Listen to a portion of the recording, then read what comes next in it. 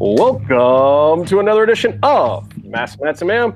I'm your host, the Outlaw LA Red. You can find me on Twitter at JustinHarvey75. You can find the entire show on the Twit machine at MMMshow75 or Instagram, or where else are you posting us live, Byron? Venmo. Venmo. What's Venmo? It's a new social media thing. You can send are we actually MMM Show 75 on Venmo? Can people send us money? Well, it goes to my bank account, but sort of yes. Look, you deserve it. You've been money marking for us forever. Anyway, we've also got Byron Fever at Byron Fever-ish. The Jimmy V. Is that where you are, at the Jimmy V? That is correct, on both Instagram and Twitter, and not on Venmo. And then at Meat Pies, or what are you called over there? Meatloaf.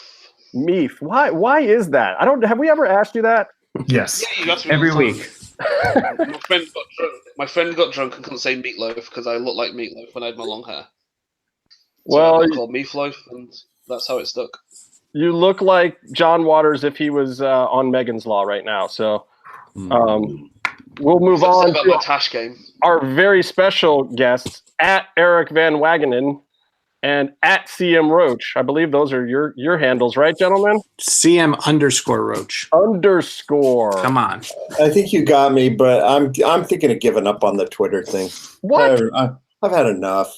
Why did you give up on the Twit machine? I turned 50. I'm too old for social media. Happy birthday. It's like this cesspool of anger and pissed off people.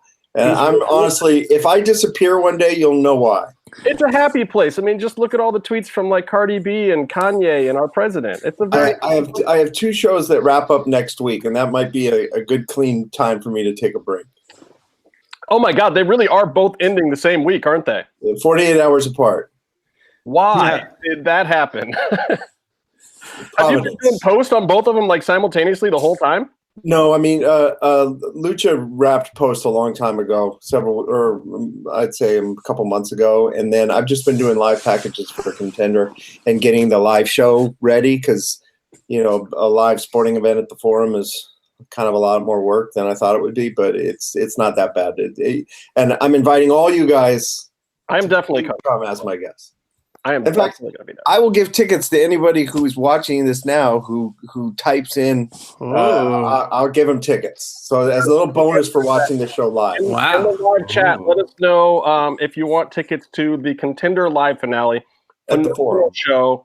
I have been watching. I didn't watch the very last episode, but I was actually at the taping for that one. So I don't feel like I missed too much, which was the Mosley Jr. versus the guy who came back. Yeah, Daniel Valdivia. Velveeta. Velveeta.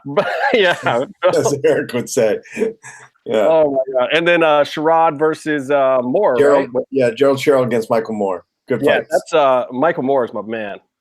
I love great documentarian, too. He would love exactly.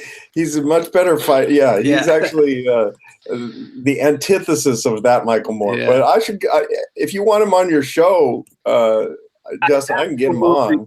I absolutely do. And in fact, you mentioned that before, and I was going to take you up on it. But we've been so knee deep in this Lucha Underground stuff, which we're going to do shortly, guys. But I did have to talk about the Contender because I hate to say this to several other fellow reality producers that are on this virtual dais here, but I can honestly say that, especially for sports competition reality shows, this season of the Contender is absolutely hands down my favorite. Wow. Better than ones I have worked on myself, better than the original 5 seasons of The Ultimate Fighter, better than Tough Enough, better than all of them. I think this season of the Contender takes the cake. Thank you for saying that. I'm very proud of the season. I wish more people had Epics and could watch it and could enjoy it.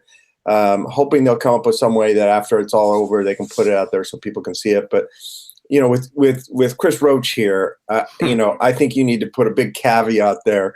It's not as good as Big Brother. Oh, no, I'm a huge. You know how I get. If anyone implies anything is better than Big Brother, I lose my mind.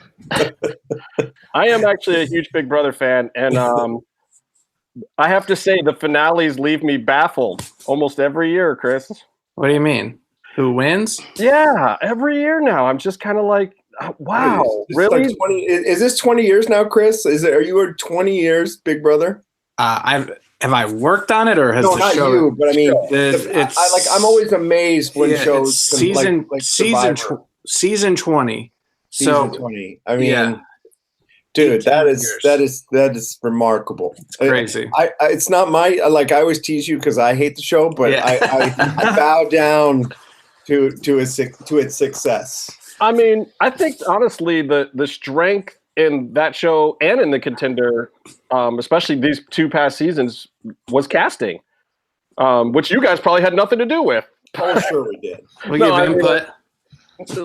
Realistically, like the Big Brother cast this season, I found extremely compelling. I was really mad when Rachel left, but and Michael on the Contender. God, that helps completely make that show. By the way, real quick, you mentioned Rachel. I just have to say, an Easter egg, a Big Brother / Lucha Underground Easter egg, is in the very first episode when we meet the new house guest, and Rachel is leaving for the airport or saying goodbye. Killer Kevin Cross is there. Oh yeah, she's Vegas too. So yeah, I think he did mention that he knew. Yeah, her. they're friends. Yep. So there's a quick glimpse of him, and I'm pretty sure they had to blur a Lucha Underground T-shirt that he was wearing. Oh, CBS. Yeah. We would have let you do that.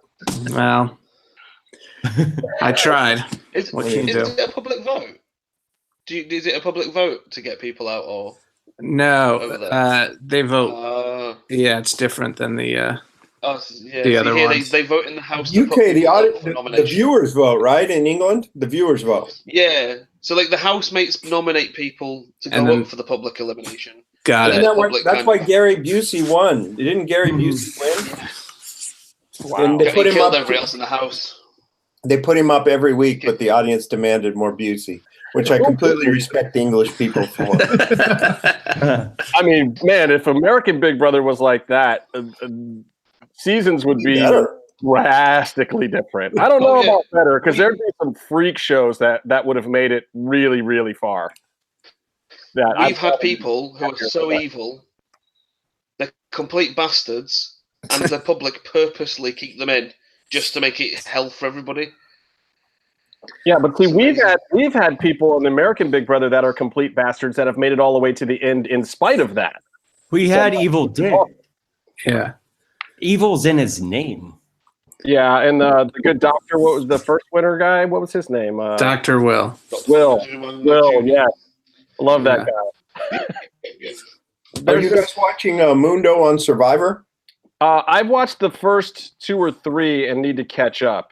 I heard he had some good moments this week. Johnny Survivor, as I like to call him now. Yeah, What name it's the superior Van Wagenen show, right? It hurts my heart. Oh, no. Come on, Matt's doing a great job over there. I was the first Van Wagenen to work on that show. That's true. He just worked on it longer and better. That's what she said. Oh, Jim. It's like I slept with his girlfriend before he married her. It's terrible. I didn't, by the way. That's not true. I'm just drawing a. You know what I mean.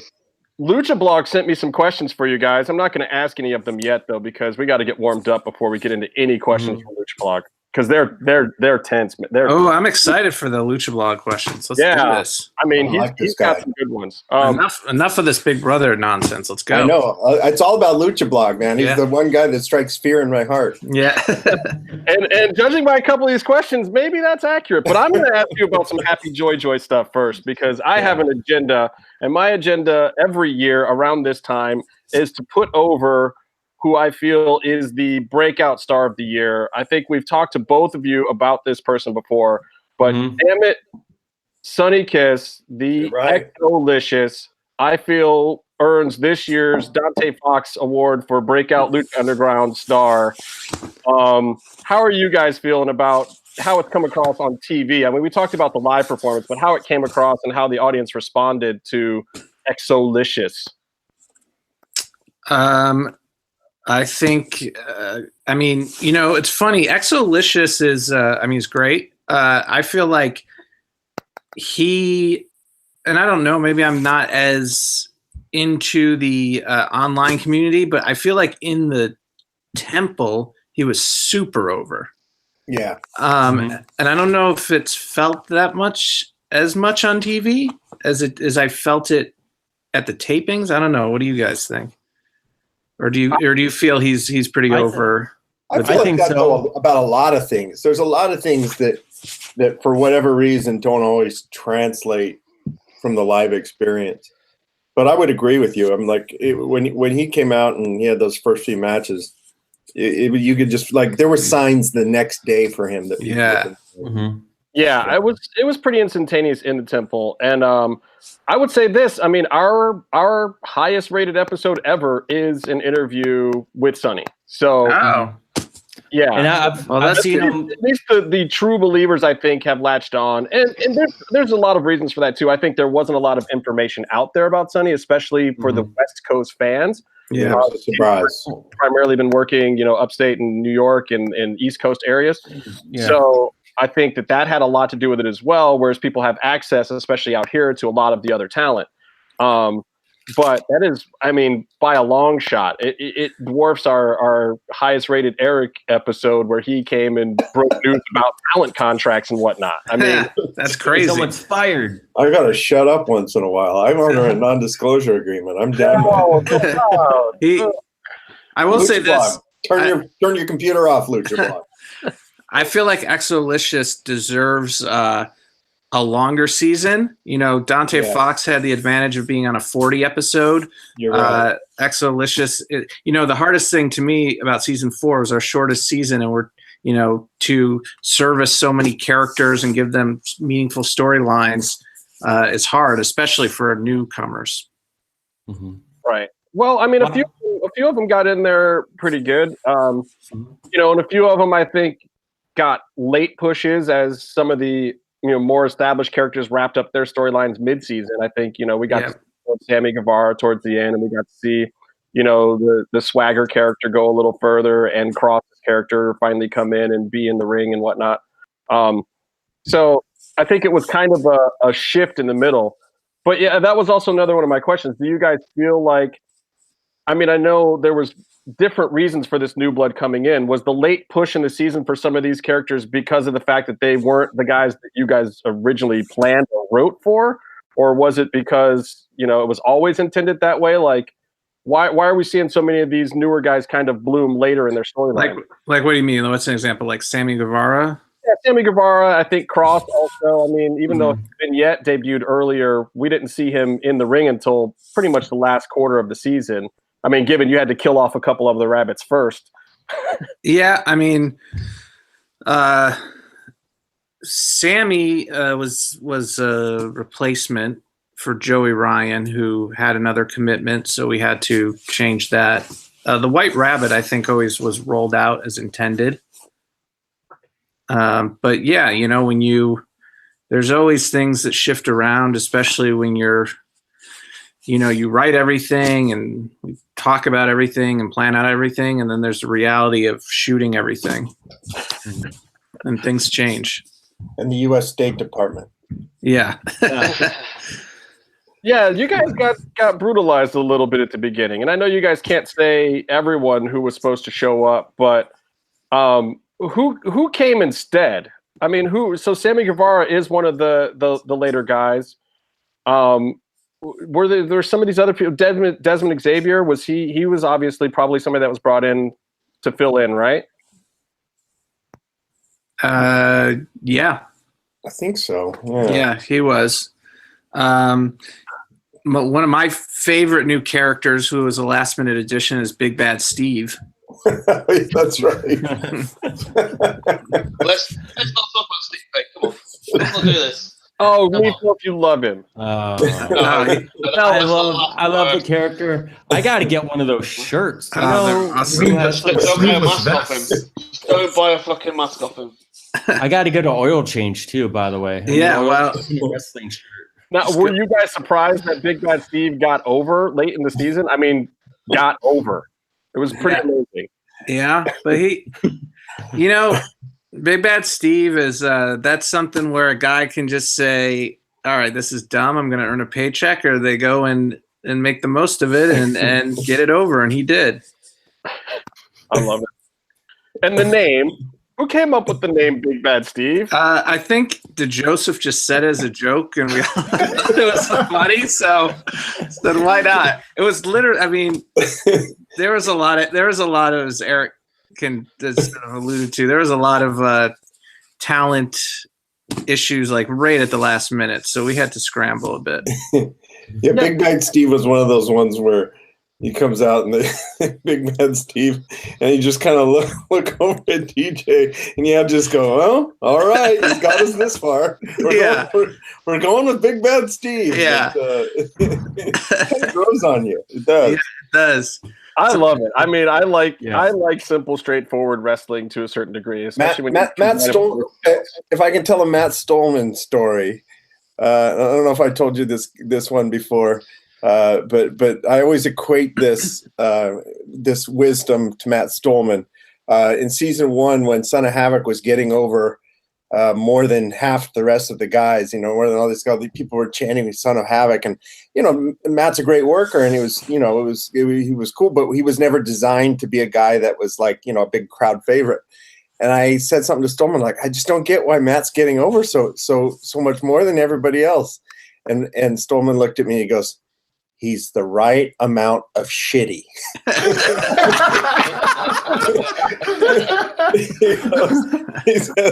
he goes, "Wrestling fans like the right amount of shitty. And Son of Havoc is the right amount of shitty." And I just went, okay, there we go. So I think there's a little of that in Big Bad Steve. Absolutely. 110%. I think that pretty much sums it up perfectly.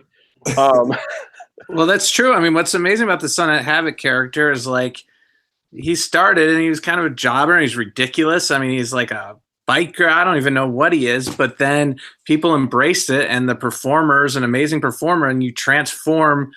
I mean, that's literally turning lemons into lemonade, until you have something like really great. And it all depends on how people react. Well, and sometimes people react a little too late in the game, like Vinny Massaro, for instance, where I think that he got over. He might be a little too much shitty.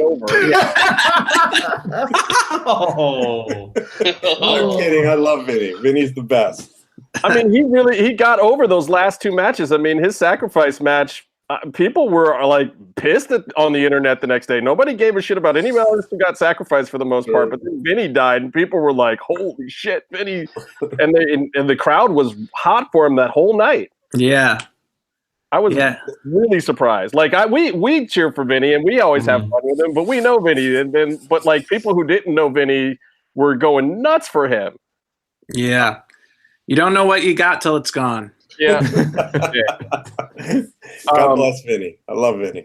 I was also very pleased on this current episode to see our dear friend Carmen Perez get a cameo. Was that all pre-shot footage, or did you guys actually get her back, or how'd you guys do that? She lives in Norway now, and budget cuts wouldn't allow to bring her in. So that was extra footage from previous vignettes.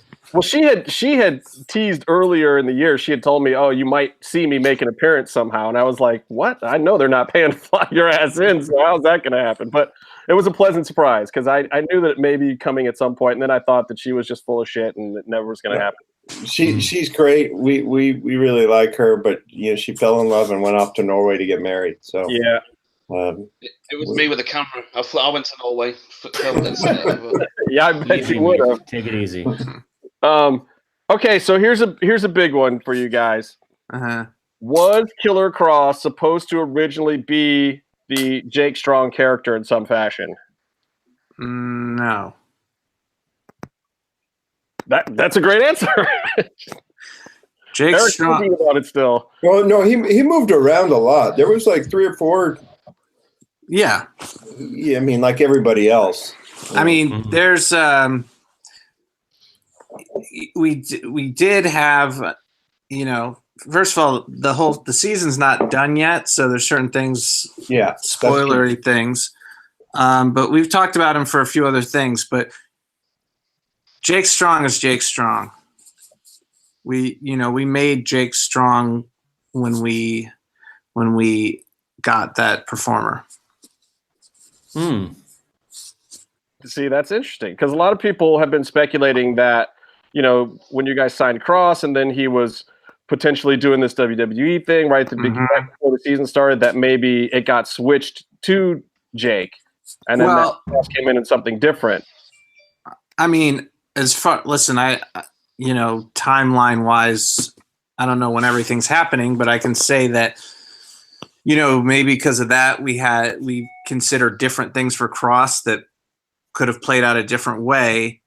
But I wouldn't say it wasn't like when Jake Strong, when we got him, we're like, oh, he's going to fill that role now. We were like, what can we do with this performer?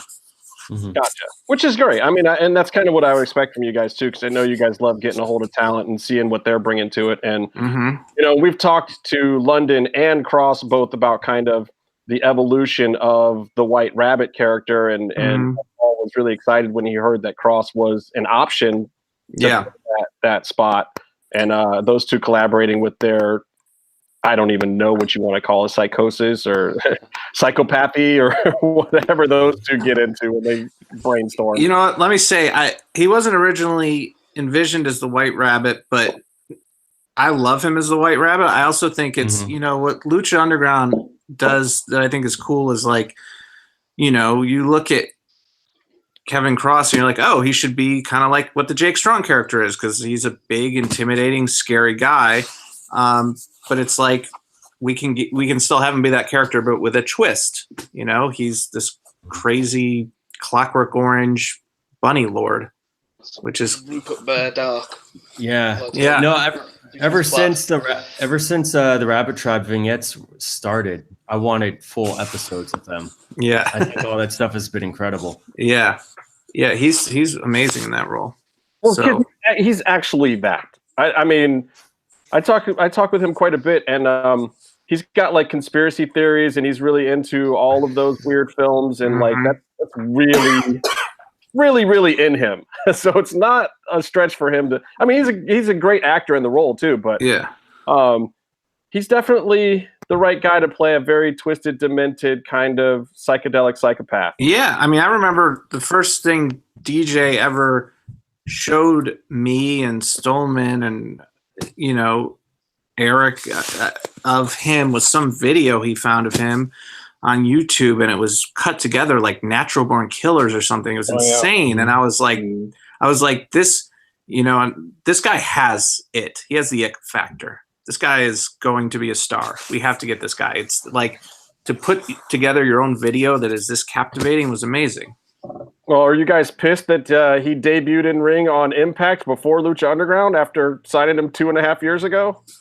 No, I'm not. I don't know. It's like, no, we did exactly what we wanted with him.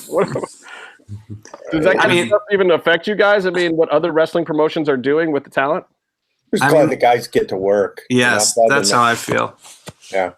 And by the way, Impact. I don't think would be, half of their stars now are from Lucha Underground, and I think I'm glad that Lucha Underground gave them, a lot of them, the exposure that brought them to Impact, and that they get to work multiple places.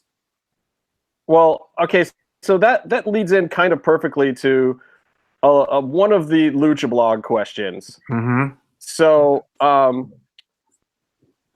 I'll kind of rephrase it a little bit, but business-wise, where's Lucha Underground head? I mean, obviously, I think to me, it's definitely become the TV show is the focal point. I know there was lots of talk in the past of trying to go on the road or this, that, and the other thing, and becoming more of a wrestling promotion. But at this point, is it settled down into just being a TV show? And how do you address some of those more wrestling-related issues for you guys, story-wise and business-wise? Well, that's a $1 million question. I feel like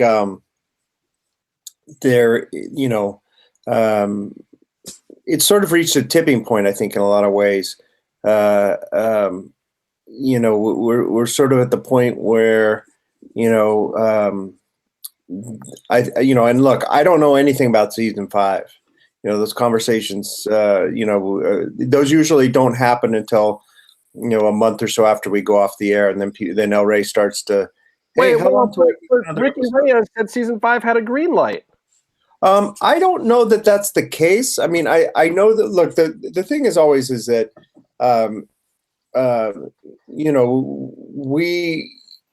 we survive as El Rey survives, and we need them to be successful, and we need them to be able to afford to do the show. I think we reached the tipping point as far as like budget wise. We've gone, I think, as low as we can go, and I don't know that we would try to replicate the business model of season 4 again, and so it becomes a question of can we find a way to do season 5, and without it being cheaper and faster and all the other things. I think season 5, if we do it, will be a major reboot. I think it'll be a reboot in a lot of ways. Cast wise, I think on a lot of levels, we'll be looking to reboot season 5 in a big way. The truth is that the people who are, MGM is still really, they're still very happy with it. They want to keep doing it. There's discussions going on at MGM about additional Lucha Libre related programming and IP. And, some of us are getting involved in talking about that. So I don't think it's going away. I just don't think it's going to do this. I don't think it's going to sit in this survival mode. I think maybe we'd be looking to take on another partner that brings something different.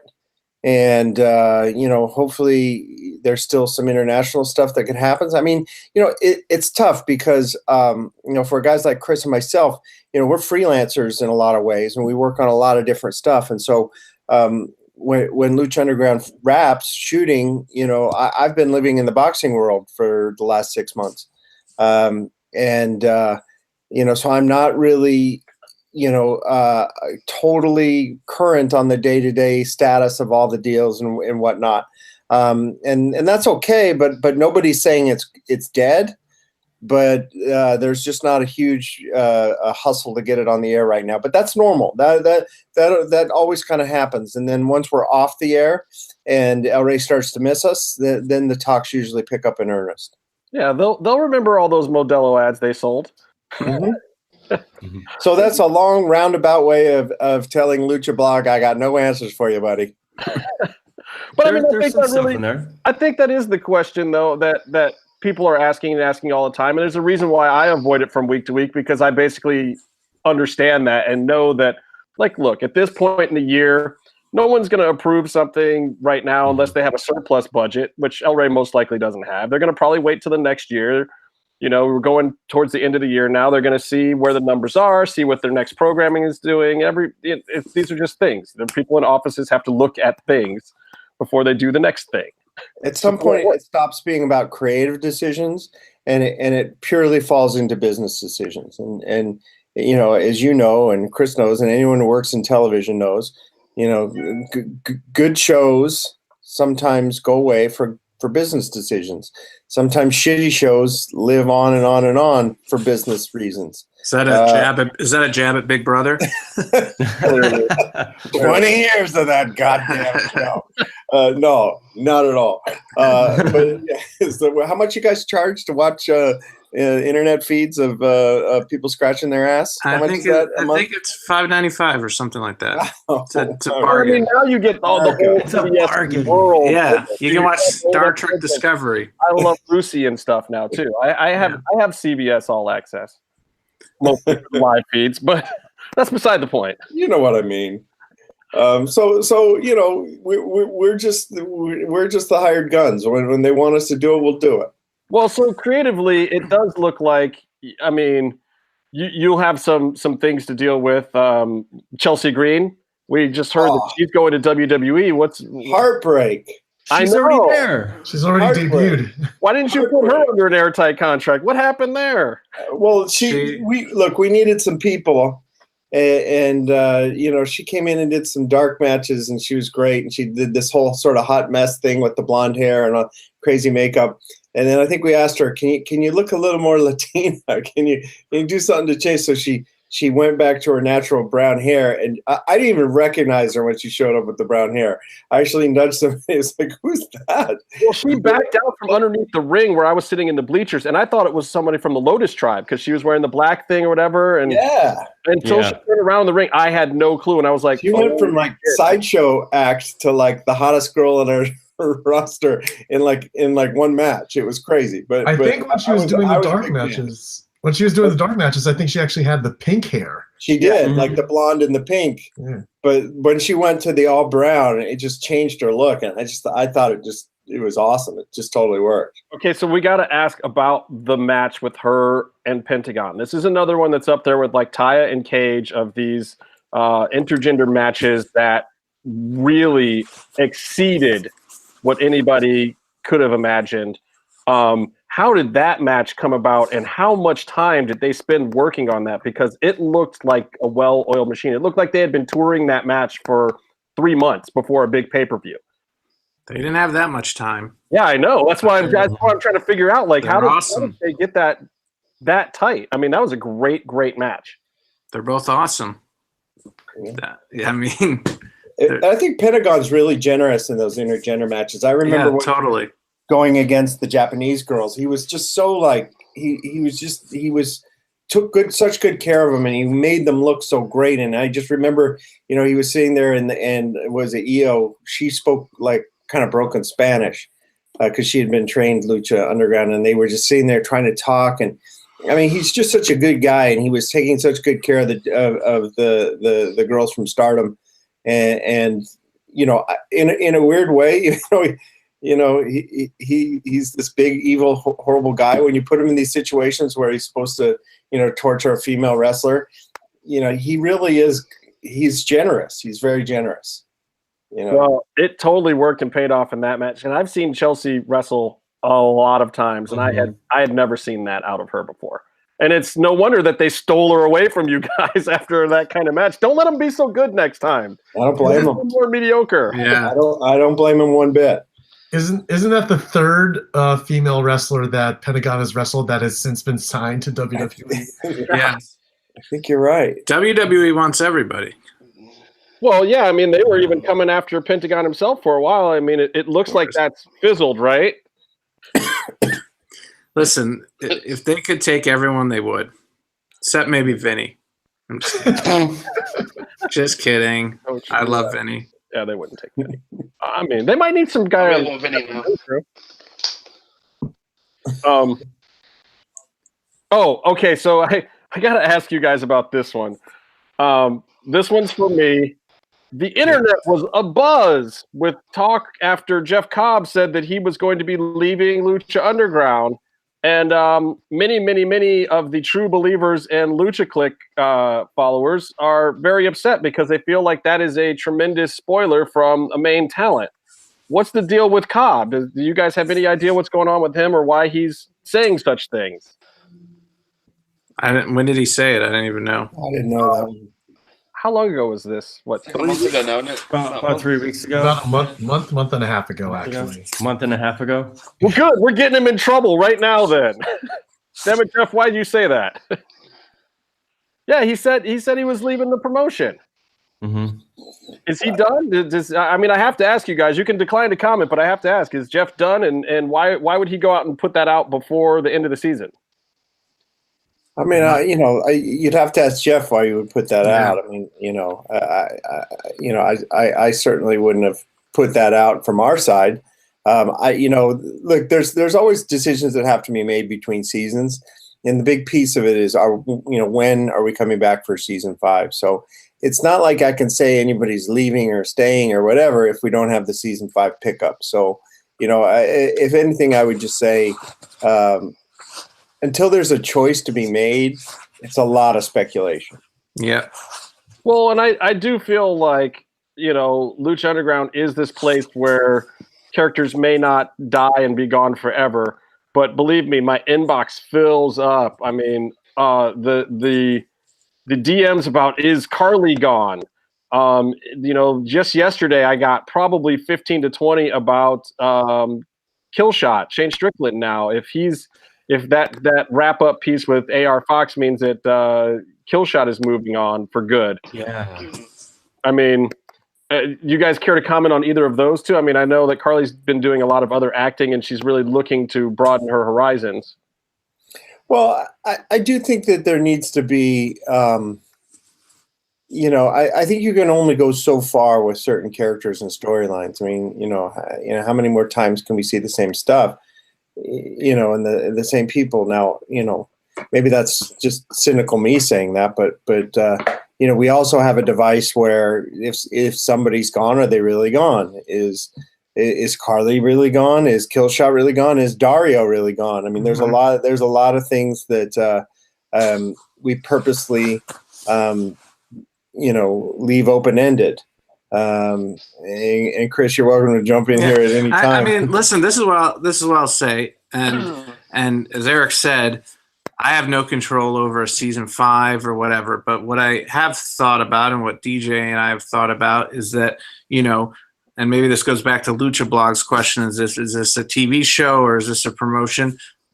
To me, it's a TV show, because that's I have no control over the big. I wish Lucha Underground toured. I wish there were live events everywhere, but there's no control over that. But the television show, and not knowing the future of it, in my mind, 4 is not a wrap up, but we've envisioned what 5 could be and how that could end the series that started in season 1. That doesn't mean the series of Lucha Underground has to end, but all the storylines that were set forth in the very beginning could come to a big conclusion. And like any TV series, Game of Thrones, Sopranos, anything, you have characters that, like Eric says, sort of play their parts. And then, that's like Lucha Underground lives in this weird space between TV show and wrestling promotion. And wrestling promotion, people like their favorites. They don't want their favorites to leave. They want, certain people to get pushes. But then in the television space, like, characters need to have complete arcs. They need to die. They need to ride off into the sunset. So we've had guys that have already played 3 and 4 characters. Yeah. Great. Let's go for 5. Yeah. All right. I know Phineas Puma. Phineas Puma. I'm just saying it now. I gotta say though, 5 is a good number. Not that I want Lucha Underground to end after 5, but I do agree with Roach that 5 feels good for wrapping up certain things, and then you can bring in Aerostar to jump through time and reset a bunch of stuff, or maybe you do it in the middle of season 5 or something fun like that. And I would love something, sci-fi like that, especially when you're running out of characters. You can't like bring back, Puma or some of these other guys, obviously at this point. So, doing fun hard reset stuff, or just having Vinny come back and mow everyone down with an Uzi or something would be awesome. I would welcome something really crazy out there like that personally. Well, I think the Aztec storylines too offer some sort of continuity with a lot of personnel changes. But we didn't really see a lot of Aztec storylines this season, did we? Well, we were running surprisingly short on Aztecs.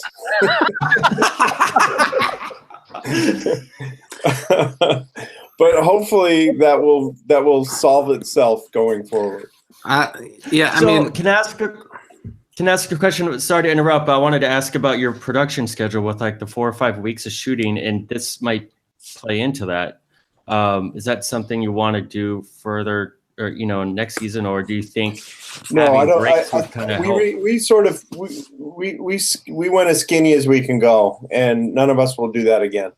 I like the 40 episode seasons. I think actually the biggest change that we were going to have to just make, and it's just an unfortunate reality of the political situation between U.S. and Mexico, is we just need to leave more lead-in time. From when we get the green light to when we start shooting was always 16 weeks. And that gave us more than enough time to get visas back in 2014. Now visas are taking 20 weeks, 22 weeks, sometimes 24 weeks. So, one of the things we have to build in is just more lead time to get all the legal paperwork done and to do everything properly. But do you think how, like if you shoot a couple weekends here and then you shoot another couple weekends a month or two down the road, you have more flexibility with bringing in talent and working around schedules for those issues? 100%, yes. I mean, the last season we had guys pretty much living here, and then if you had any kind of medical issues, someone like Dante, it was like he missed 80% of the season. He was only available to us the last weekend, which was a month after we started. So you get hurt. If anything pops up or any scheduling conflict or whatever, and you miss a weekend, that's sometimes 6 or that could be 2 months on television. Well, yeah, that was probably one of the most unfortunate ones because you're looking at all these guys from Mexico that couldn't come up, and then AR is there, ready, saying he's ready, but obviously not. And then you're screwed. I mean, 3 weeks in a row, I'm sitting there like, oh, what are you going to do, AR? Nothing. I'm out. And then finally to get him back the last week was great, but still, it sort of killed his momentum. I mean, he was the breakout star in season 3, and season 4 was sort of his for the taking, I think. But that's true. It's just look, hey, these are uptown problems. These are things that you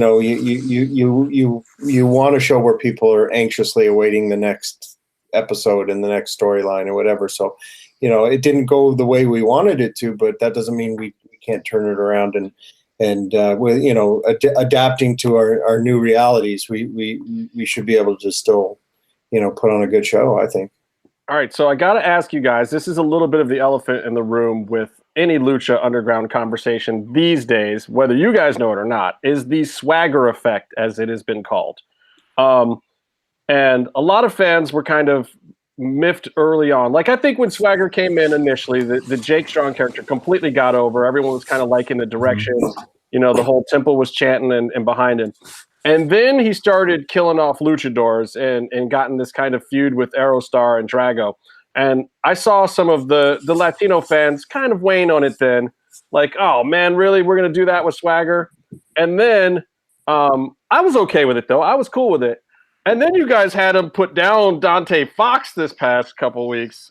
And then I kind of started siding with some of the Latino fans on, damn it, why is Jake killing all of our heroes? Well, again, to me, that is the line between a wrestling promotion and a TV show. But even a wrestling promotion, you're telling a story. The bad guys need to win in order for the good guys to eventually defeat the odds. If he just came in and, he beat Drago, but then Drago beat him the next week, and then he beat Dante, but then Dante who cares? Then he's just a guy. He's just a mid-level guy. Like Jake Strong, to mean something as a powerful heel, has to beat guys that people like. Clearly we're talking, he's a little more than a powerful heel. We heard the voice effect thing, and like we're clearly going somewhere. Yes, back into our Aztec storyline. Yeah, we're going somewhere. And by the way, here's the thing. I think, whatever. People can like or not like Jake Strong. In real life, he's a very nice guy, a pleasure to work with. But Drago and Aerostar. That story wasn't just about beating up Drago and Aerostar. Drago and Aerostar are very important characters on the show, and really that story came down to in season 3, Aerostar became a sacrifice and had his arm broken by Pentagon, which was supposed to be Drago.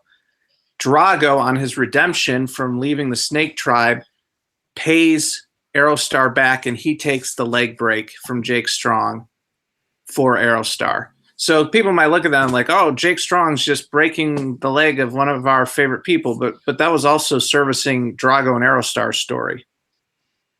Okay, this leads me perfectly into another Lucha Blog question for you guys. Next quote: who came up with the idea to cut the helmet so Drago's ears pop through? These are the pressing things that Lucha Blog must know.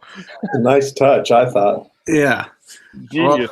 Joseph wanted him in the construction outfit, so that was a great idea. That was probably like one of the best visuals I've ever seen out of a show.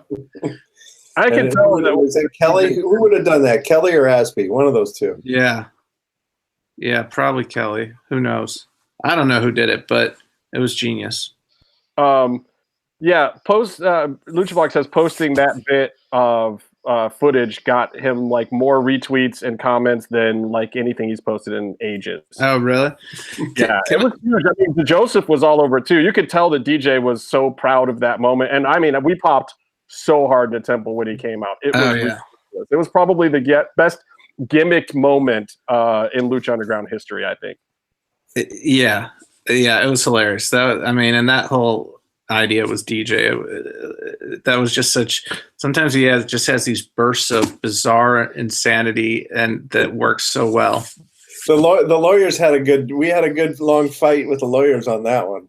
Oh, they didn't want the forklift? No, they wanted a union operator forklift, and it was back and forth. And, in the script, Drago actually drove it out, but then it became him leading it.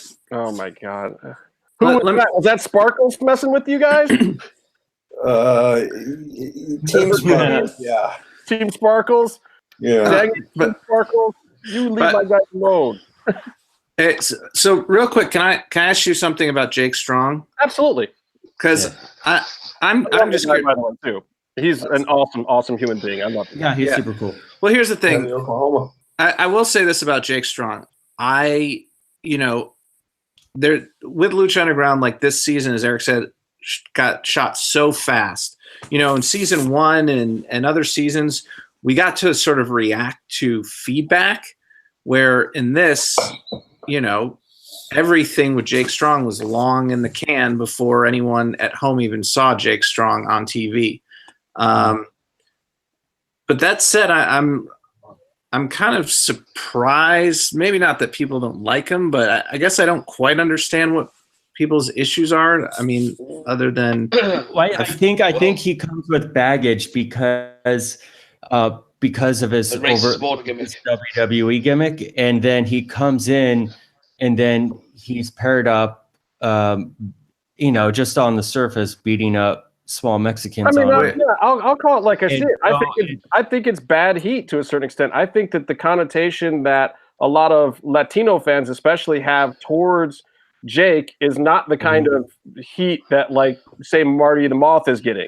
Like, I think the whole thing that Marty the Moth is doing is getting exactly the kind of heat you're looking for. Yeah, but let me understand this. This is about, because I'm not even that familiar with his WWE character, but this is about.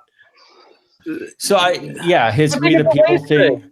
And so I think it really is a race thing. I think he is too white for a lot of the Latino fans. But I think it's two things. I think it's that baggage, and I think it's the fact that this is a pretty whitewashed lucha season, and it really doesn't mix well. I think that I like the Jake storyline. I especially like the voice and where I think that's going in, and I think that really pairs them up more with like Aerostar and Drago when you bring more of the Aztec and the God stuff, whatever. But it's just it's not. Sorry, use your words, Byron. Use your words. Too many words. It's just. I was going to say, I was one of the people who were quite vocal about hating the Jake Strong thing. It was you who started it all. Yeah. Well, no. But the thing is my thing was it was the WWE baggage of his character there, and then I know it's a different realm, but it was just kind of the thing on face value, like Byron said. It's the guy who was. Well, and this is what I've said the whole season too is, and I've told a lot of people this, like, try to erase whatever was there before and ask yourself if you like this presentation now. And the feedback that I've gotten from it is pretty 50-50. Some of them, a lot of people have said, no, I get it. I see where it's going. I love the storyline. I love the character and how it's going. And Jake fits into it perfectly. But then a lot of people, honest to God, are just like, nope, don't like it. It's not working for me. I think it's unfortunate timing to bring to bring him in so heavily featured. I think isolated, I like it. I guess I don't understand what the time. Maybe I just don't understand his WWE character well enough. I don't understand what because his character in He would- WWE was literally He would be president of the United States. Yeah, Well, he came was- out with this kind of guy in a wheelchair who was really kind of subtextually racist, but not racist, and there was a whole kind of like they were border agents gonna like fucking round people. well, pretty much the angle that he was going. Well, I can say in all sincerity that you know, at least for me, and I'm probably DJ too. I don't think I mean, his character in Lucha Underground has nothing to do with that. And I wasn't even aware of that. All I knew is that he was a former WWE champion or whatever. And he was a pretty big name. So I, you know, again, wrestling promotion versus TV show, to me, he's like an actor that's in a TV show, and his character on our show has nothing to do with a character he played in WWE. But I mean, I guess it's hard because in wrestling the lines blur. They do so much, and that is what makes it so darn difficult. Because, you know, as a performer, love the guy. I mean, dude, I spent probably an hour and a half or more talking to him at Ultima Lucha IV afterwards, just hanging out with him and Willie Mack of all the strange bedfellows that you would get hanging out and having a conversation. And the dude is wunderbar. He is salt of the earth people. Like if anyone out there has an issue with him because of him, they're insane. You know, and I'm happy to see him get a push anywhere. And I think it's just really strange, the reaction. And I've been trying to figure it out too. Like Chris, I've had the same questions all season for people that have had these issues with Jake. And I mean, Meatloaf and I have gone back and forth about it several times on this very show, and just trying to figure out what it is. Strong chant thing. It's the slapping of the. That's the one thing that's carried over. No, I like that. It's different. It's different. I know, but that's where I think. I do think though. I remember differential. I saw the earlier tapings when he debuted, and I thought it was awesome. And to see such a big, powerful athlete be presented as you present him on your show, I thought immediately, like, this is the best presentation of this person in a wrestling ring. So, I mean, I do think that as an isolated character, an isolated story, and an isolated show, I think I still think it's really good. But yeah, there's, you know. Well, look, the real question will be, we've still got Ultima Lucha Quattro. We've only gotten halfway through it. Next week, we're going to get to the nitty gritty of it. I'm sure you guys have some vignettes planned, some stuff that even us gentlemen who were there have no idea what to expect. I mean, I wasn't expecting the AR Fox ending this week or the Carmen Perez disappearing into the ether thing from this past week. I mean, these are the things that none of us fans know, even if we were there. I'm very, very curious, and this is where I think you guys have done above and beyond your jobs. I'm very curious to see what you're going to do with Jake Strong.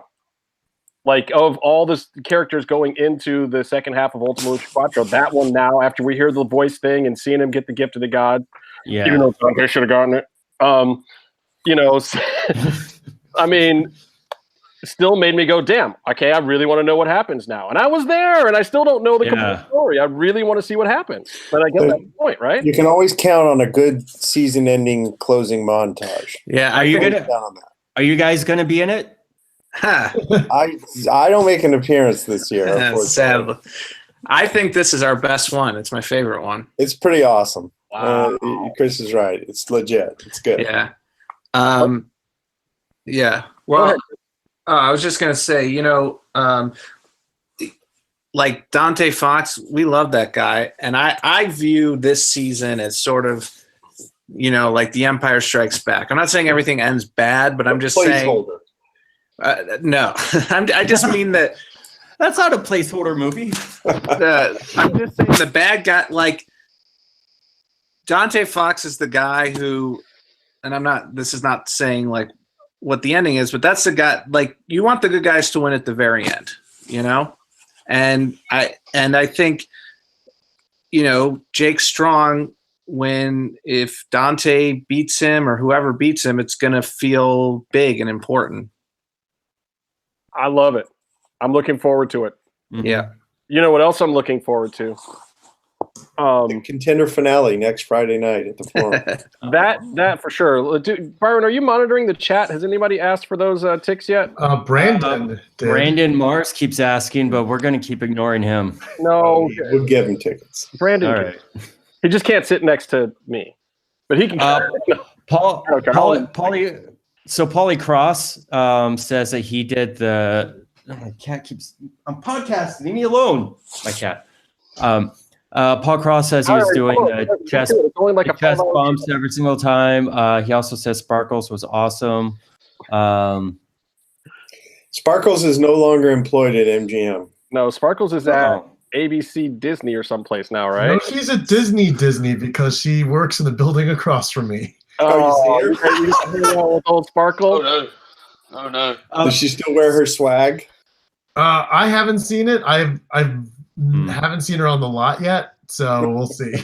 I give Sparkles so much shit that I have to be friends with Sparkles now. I mean, I really, really gave her a lot of. I mean, I got the whole temple chanting Sparkles at her. We've gone through a lot of production attorneys on our show. Yeah. And there's more to be gone through, my friend. Yeah. They don't have the easiest. That's the one position that has had more turnover than any other position on the show. It's thankless. Who would want to try to keep you and Joseph and Roach in line legally? Come on. That is they should put them in used coffins when they ship them out of the temple. Have Phoenix put them in a box and take them out to lawyer hell. I love Phoenix so much, by the way. Okay, yeah, that is definitely on my agenda to talk about. I got to talk about Phoenix Dark. I absolutely think that this presentation of Phoenix is the hands down best version of him and his character anywhere since he has made the turn to the dark side. Absolutely. His wrestling, the storyline, just the whole thing. Did you guys tell him to kick people in the face for real? Or did he do that on his own? Just Haberman. That's the only one we asked him to. Oh man, did you guys? We had Brandon on the show. Whose name is now officially Brandon Bumpcam. He got a name.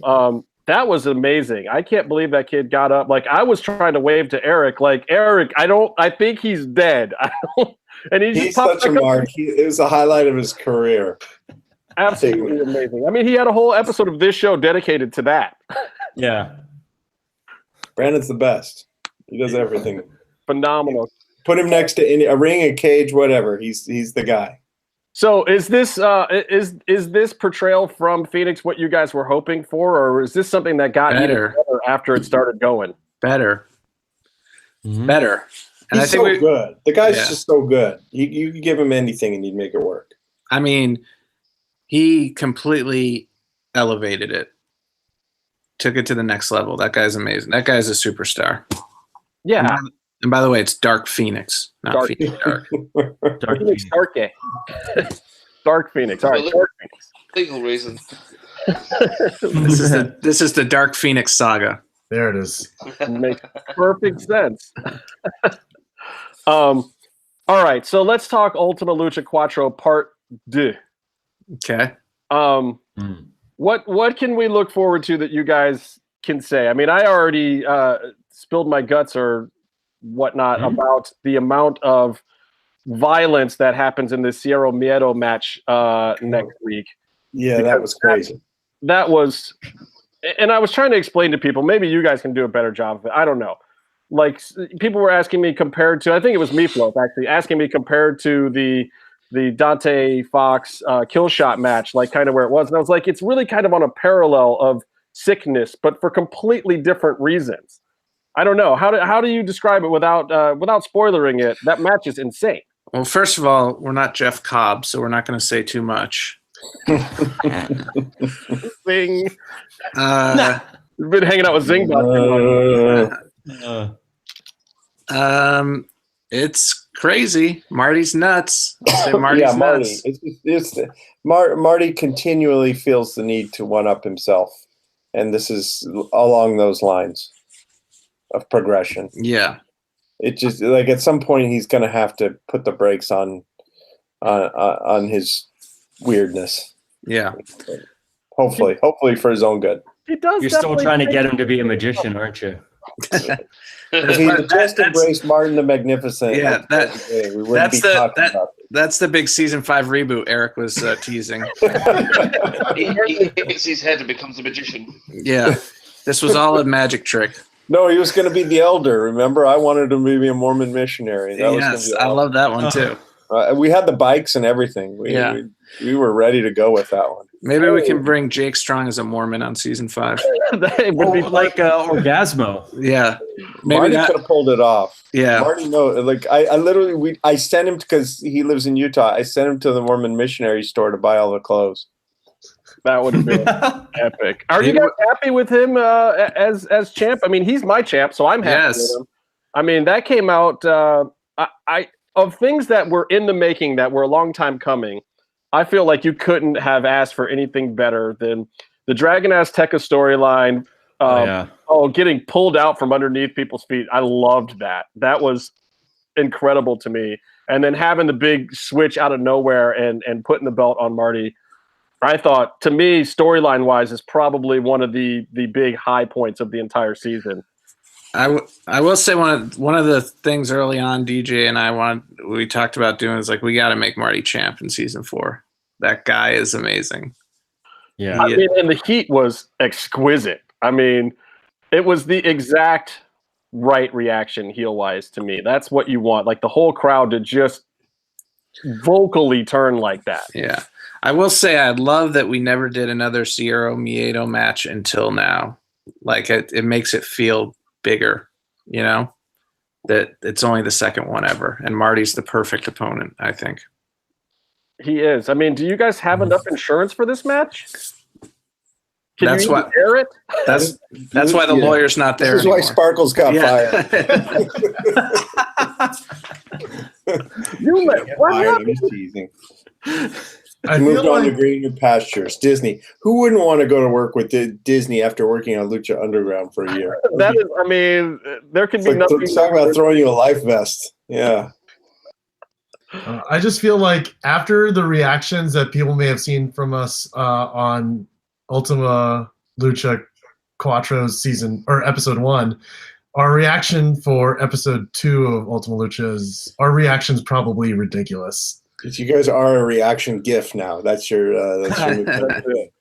I mean, there's quite a bit of us now, I think, and there were a lot of shots of us on this last episode. So. There's not a lot of me because I sat down when that mark kept jumping in front of everybody. But that's a whole different. No, that was 2 weeks ago. That's a lot of controversy around that guy.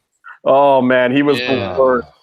He was just needs like want him banned from the temple. I really, really want him to come back now because I want to see the entire crowd just turn on him in disdain. He just needs a fence. I might sacrifice him. He needs a fence in front of him. I mean, I feel like he gets sexy star heat. I mean, that's what it would be. Like nobody would mess with him. Nobody would physically harm him or probably even say anything to him. He would just get the worst X-Pac heat of all time. Like he would just get no-sold so bad. It would be amazing. Who has more heat, Sexy Star or Jake Strong? Ooh. Honestly, I'm going to say right now Jake Strong, only because any heat that Sexy Star could have gotten, we don't know about yet. Yeah. I think Sexy Star still care about her? I think you could easily bring her back and maybe not put her in the big babyface role, but I don't think that people would be angry if she all of a sudden came back. We wanted to bring her back this season. Give her a new mask and give her a boxing gimmick. She's undefeated. Oh, stop it. What? You know how things are down in Mexico in boxing. There's a man on this dais that actually works on a real boxing show. Stop it. I'm a licensed fight promoter in the state of California. That goat that she boxed. And Nevada, actually. Is what, Meatloaf? I said that goat that she boxed down in Mexico is a 5-year veteran of boxing. All right. We're gonna bring her in as Jane Strong. Now we're talking. That's X-Pac heat. Yeah. That would be amazing. I love it. What was I gonna? I was gonna ask you guys something. Oh, okay. So this has already happened. So we can talk about this. The Reptile Tribe are trios champions. Yes. Wow. You left the belt on them. Yes, sir. Not expecting that. I'll be honest. I like the finish. I like where the whole thing went. I am a huge fan of Daga, Cobra Moon, and Jeremiah Snake. There's a lot of Flemmy characters on the show, by the way. I think that both Phoenix and Jeremiah have used their slightly zombified personas just for the sake of spitting on me more. What's that? I think they like to salivate on people. And you know what? That's the thing. That is the thing that kind of grosses me out. All that spitting. Like I can take the blood, I can take, but the spitting. Oh God, it's so gross. I'm with you, dude. Yeah, it's gross. So new Reptile Tribe. Was there a reason why they stood out as being the ones to carry the torch into the next season? Because I'm going to assume there is a next season, even though Eric doesn't want to say it yet. I'm going to say that there's going to be one. Damn it! I'm not saying there is. Not saying there isn't. Go ahead, Chris. I mean, yeah, I'll say that the trios titles always change hands at Ultima Lucha, so we want to do something different. B, I think those three performers are great and have a lot to give, and with a short season, they didn't have much time to really do much as champs, so why take that away from them so quickly? True. Yeah, I love it. And they had to give up half of their tribe to get there too. So yeah, I also think like when looking at kind of like what I said about Aerostar and Drago with Jake Strong earlier, I think you got to look. So we try to look at like how everyone can be serviced, and so in that match, the Rabbits got over because they got to take, the White Rabbit got to take out Sammy and look powerful and evil. Then Evilise and Exolicious are in a 2-on-3 situation, so they're protected. And even though they lost, they still, were fighting baby faces. And then the Reptiles got to keep their titles. So I feel like it was a win for all the teams. It was, and I truly loved it. It felt like good kind of old school wrestling booking, and somehow, as obvious as you just made it sound, I didn't see it coming at all. The whole match felt fresh to me. It felt good, and I like the fact that these teams are like established teams now, but they're also all new. Like all of them have newer members in them that have been switched up. Yeah. Well, maybe you didn't see it coming because we decided on that finish that morning. So we didn't see it coming either. So you guys booked the match, and so what were some of the other options? How could you have gone a different way? I think our original idea was that the Rabbit Tribe were going to be new trios champs. But then we thought about everything and how to service everybody and what made sense and changed our minds. Yeah, as much as I love all of those guys, and they're good friends of the show, I don't think they needed the belts. I really don't. Exactly. I mean, they have all the heat in the world, and they're really getting a great reaction. And I think crossing that gimmick, can sell itself. Plus, he's got otherworldly powers, so he doesn't necessarily need a belt. That's kind of, what the White Rabbit, it's kind of like how, like, when Undertaker first came to WWF, like, he didn't need the title. Like, I think they gave it to him briefly, but it's like the Undertaker doesn't need the title. And not saying that the White Rabbit isn't going to hold a title, but he also doesn't need one. Like, he's such a presence that, he's going to be over no matter what. I love that. I mean, I think that, Lucha Underground has had its fair share of monsters, and there's different ways to protect them and keep them strong in the storylines without putting them in the top program and still have them, leading other parts of the program. Because I think, especially with where everyone else has gone, like, dear Lord, I have no clue what you guys do with Pentagon for another season. I can't wait to see you guys have to write another season of it, but I mean, Pentagon has done everything at this point. He's going to be feuding with a Mormon and then a magician. Well, how do you guys feel about that? We were talking, when we wanted him to beat Matanza the first time, he talked about how if he wins, he has to steamroll everyone and get a good run. He wanted to tell more of a story before he got there, and this is where he had the big Pentagon super run. And how do you feel about it now that we went through it? I mean, I feel good about it. I feel good about the way it ended. I feel, it's so funny. It's like, I heard criticism about Pentagon suddenly being overprotected and about him, being too strong, and so it's kind of hard. I mean, but the season before he was losing too much, and everybody was pissed off about that. Yeah, it's hard. It's hard to please everybody, but if we had 40 episodes, I think we would have kept the title on him even longer. But we had to tell the story in the time given to us. I have a follow-up Pentagon question. We were arguing about this earlier. What Aztec tribe is he a part of? That has yet to be revealed. Oh. What do you think? What's your theory, Meatloaf? Yeah, Meatloaf has this theory. What was yours? I've gone for Death Tribe. The Owl Tribe. Purely based on the Based Owl on Tribe. what? Yeah, let's go. At the end of season 3, a certain person was stood with Vampiro. That's all I'm gonna say. Who I believe, in my personal opinion, to be one of the Aztec gods. Who I won't bastardize the name of in live television because I can't pronounce it. Who is the god of death?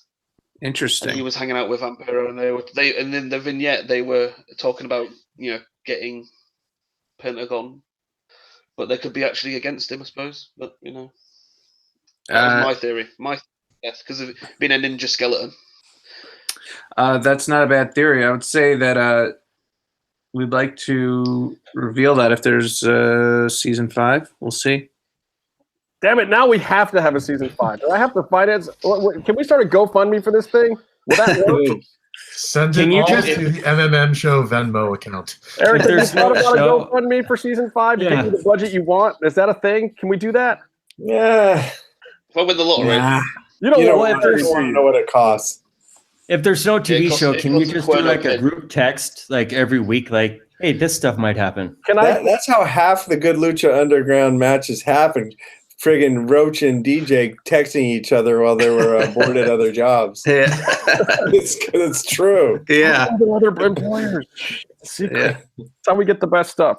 I'll tell you what I'm gonna do. I'm gonna funnel money from some of my terrible shows that get these great budgets. Just funnel it to you guys somehow. We'll just put it in the craft services line or something and get it over to you guys to make some Lucha Underground.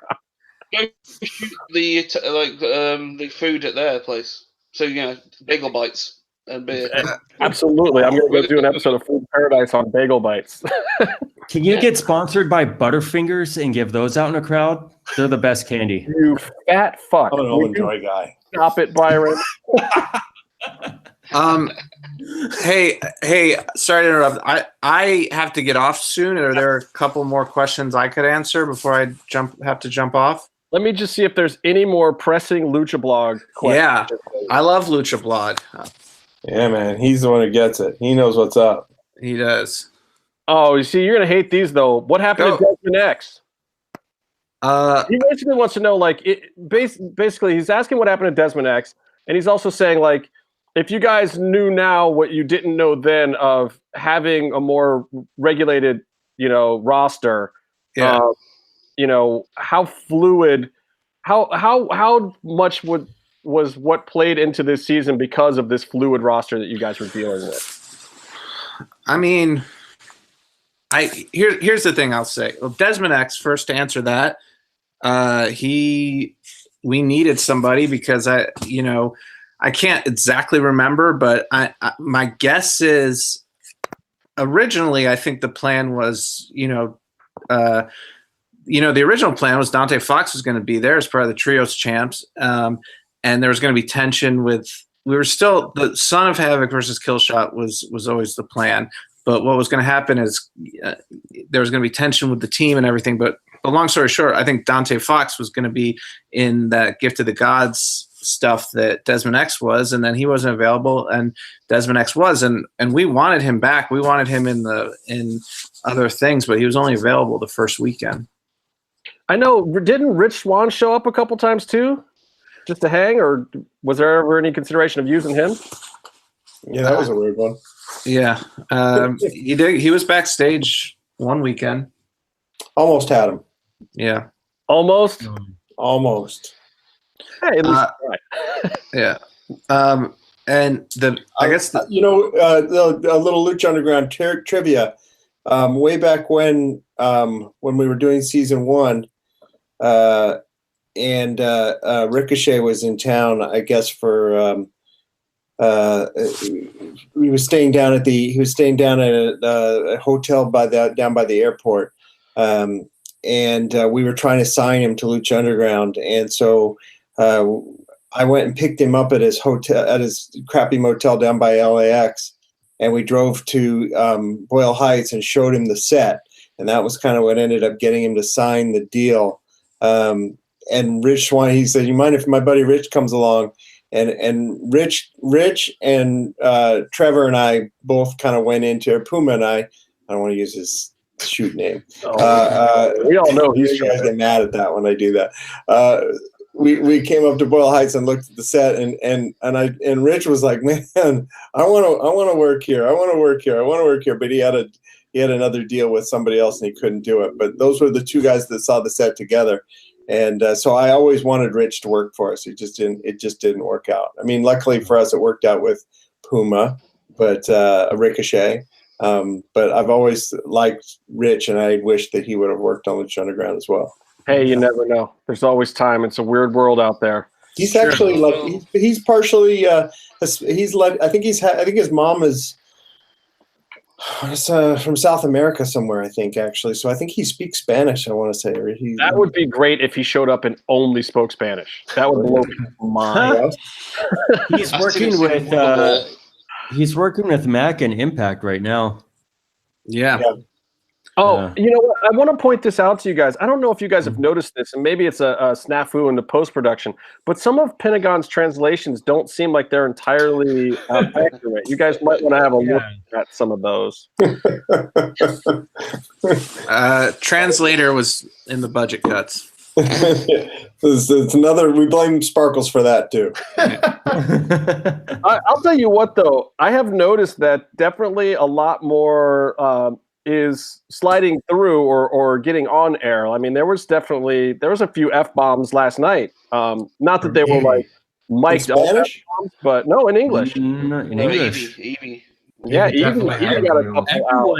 On that team. She never swears. She never gets upset. She never cusses.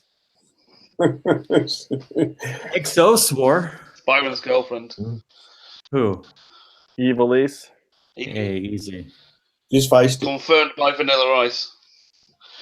Yeah, that was probably the most epic thing that ever happened in the locker room there. I don't remember what happened. All right, Meatloaf, Jim, Byron, you guys, you storyline follower guys, you got any questions for Roach before we let him get out of here? And then I got one for EB Dub after Mr. Roach takes off.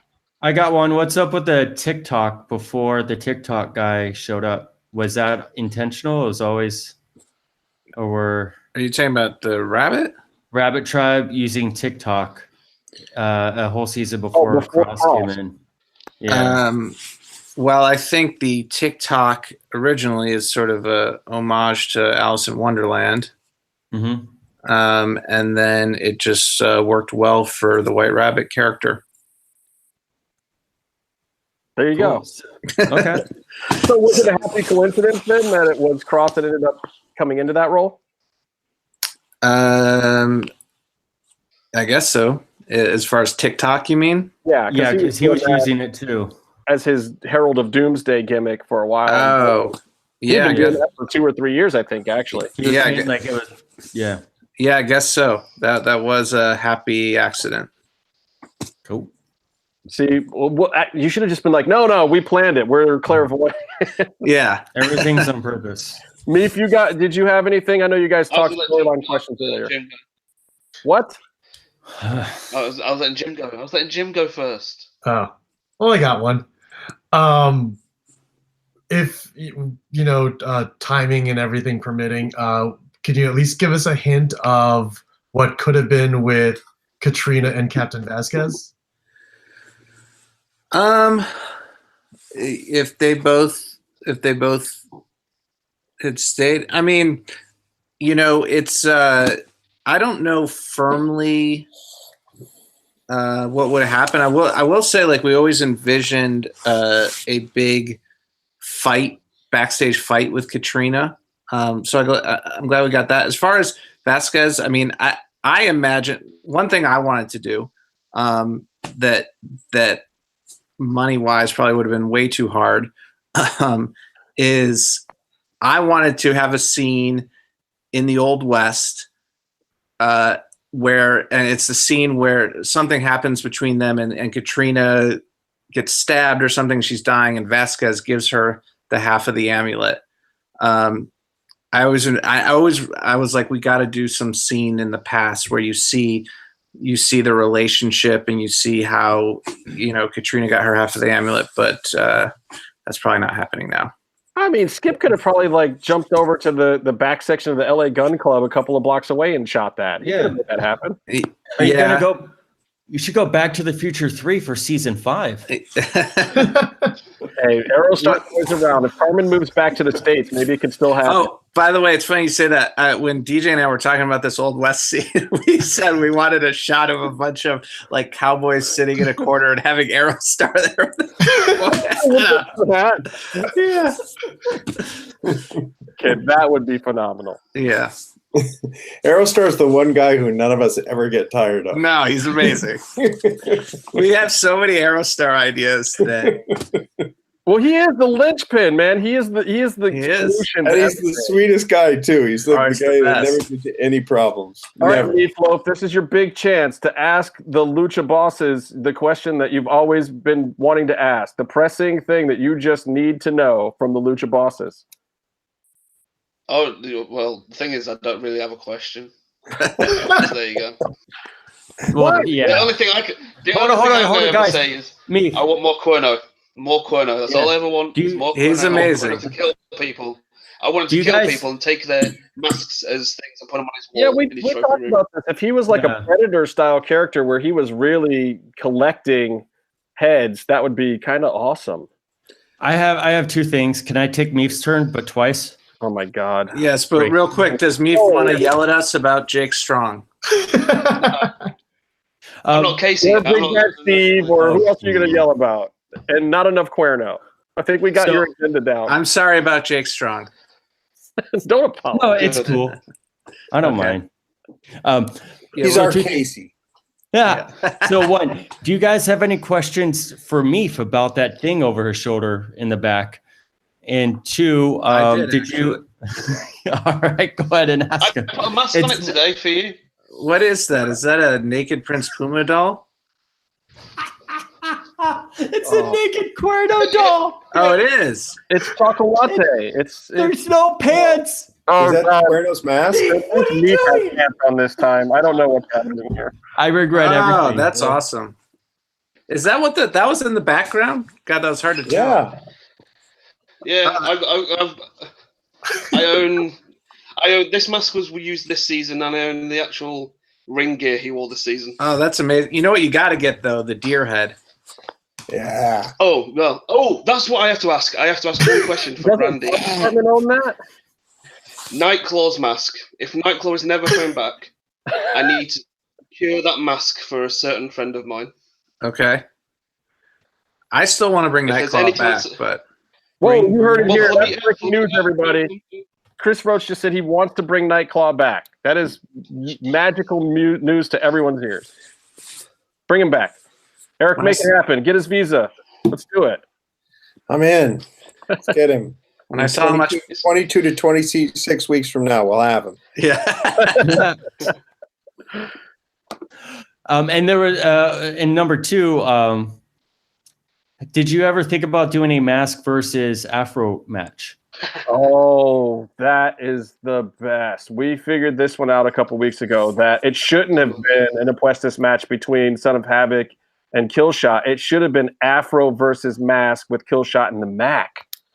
Well, you know what? That when Aerostar resets the timeline, we'll do it. I love it. Yeah. And by the way, real quick, I feel like I didn't totally answer Lucha Blog's second part of the question about like it being fluid or what we had to change or something. What was that about the whole season? Yeah, like if knowing what you guys know now, it was the fluidity of the cast something that you would have liked to have been more prepared for and been able to work with differently. Yes.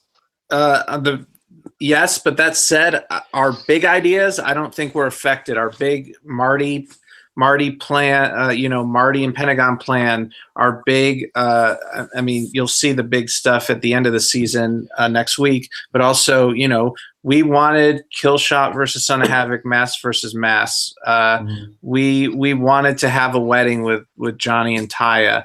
We wanted to do Johnny Matanza. So even though we had to improvise a lot on a lot of things, a lot of our big things went off the way we had envisioned.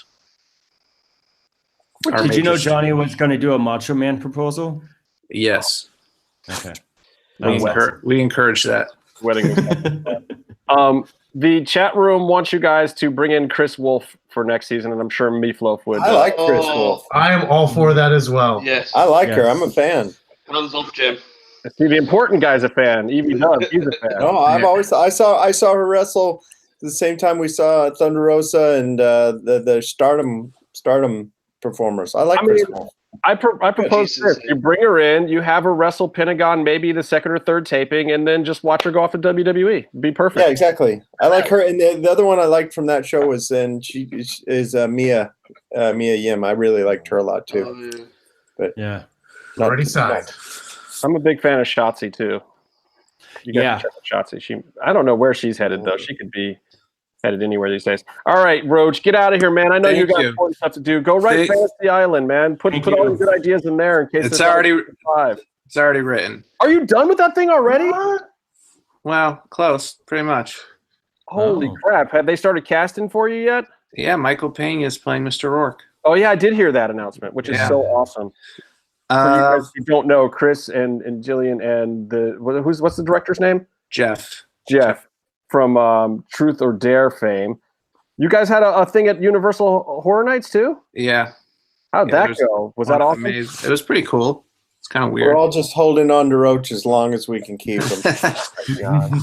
I will be one Liam Neeson movie away from you never seeing him again, Eric. He's the fat girl that just lost all the weight. About to break up with us. Yeah. I, if you don't give me that Old West set for Aerostar and Katrina, I'm leaving. It's like Freddie Prinze in a bad 90s movie. Yeah. The green light needs to come very quickly for season 5 so Roach can write it before Fantasy Island comes out, because when that comes out, I think that's probably going to be it. We're never going to see him again. He's going to own an island. No. Lucha Underground is my heart. He's going to end up financing himself. Yeah. I'm going to. And you got Celebrity Big Brother coming up again? Are they doing that one again on you? They are doing it again, yep. Have you already started working on that? Yep, a little bit. Oh my gosh. They're just going to keep cranking them out. Well, I like Celebrity a little bit better than Over the Top, I think, but I liked the game plan Over the Top. So yeah, hopefully it'll be good. But thank you so much for having me on. Thank you all of you guys for watching the show. Thank you so much for putting up with all of our shit. Even I love it. Letting us do some real talk on what people are thinking and feeling about some of this season and whatnot. I think it's for all of us. It's good to get feedback. I wish we could get it while we were filming, other than the audience there. But that's why we need Casey to show up, because he'll give it to you the day of. Yeah. It takes me a while to think about it. So yeah. All right. Good to see you guys. Good to see you, Eric. See you, Chris. Talk to you soon. All right. Talk to you guys. Bye. All right, Eric. So here's the final Lucha Blog question for you. Oh boy. Find it here. Okay, he wants to know about how the Amazon, iTunes, Netflix digital stuff's going. Was there was a snafu this week with iTunes? Eric's just like, oh, I hate you guys. I got the season pass on iTunes, and I had to wait almost a week to watch it. Really? Recently. I think they got it fixed, though, right? They fixed it. They did. I still find it funny. He finds it funny. No. I find it funny that you're suffering, but and I watch it illegally. What's it on your on a Thursday morning? At least you watch. But basically, it's on Amazon and iTunes, but it's not on the UK versions.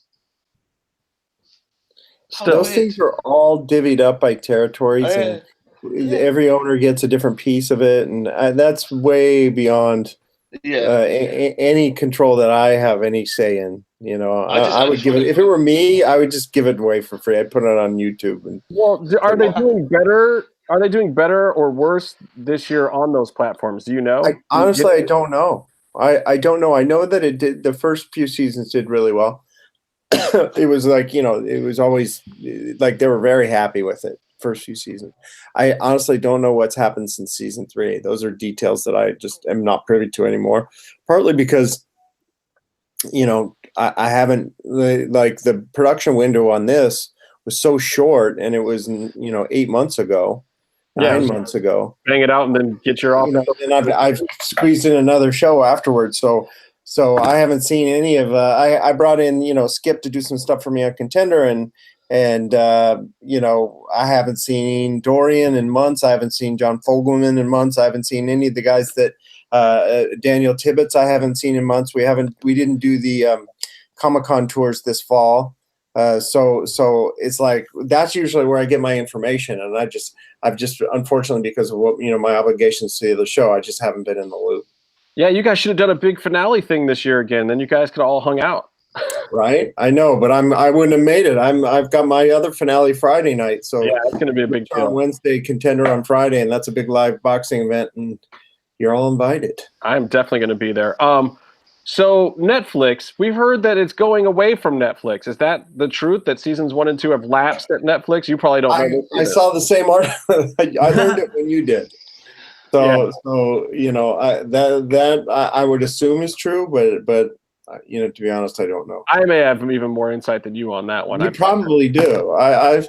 It's embarrassing. I've been, you know how you just like become all entrenched and encompassed in one thing, and like Lucha, like shooting that season seemed so long ago, even though it was only, you know, 8-9 months ago. It just Netflix is like the dark arts too over there, though. I mean, their numbers are really close to the vest. They have code words that they use in emails to describe number levels. I mean, they're living in a different world than the rest of us TV people. They don't want you to know how you're doing, so that you don't ask for more money if you're doing really well. Well, even internally, they don't really share that stuff. Yeah. I mean, it's like guys in certain departments don't even have a clue. It's just like, yes, it did middling to good.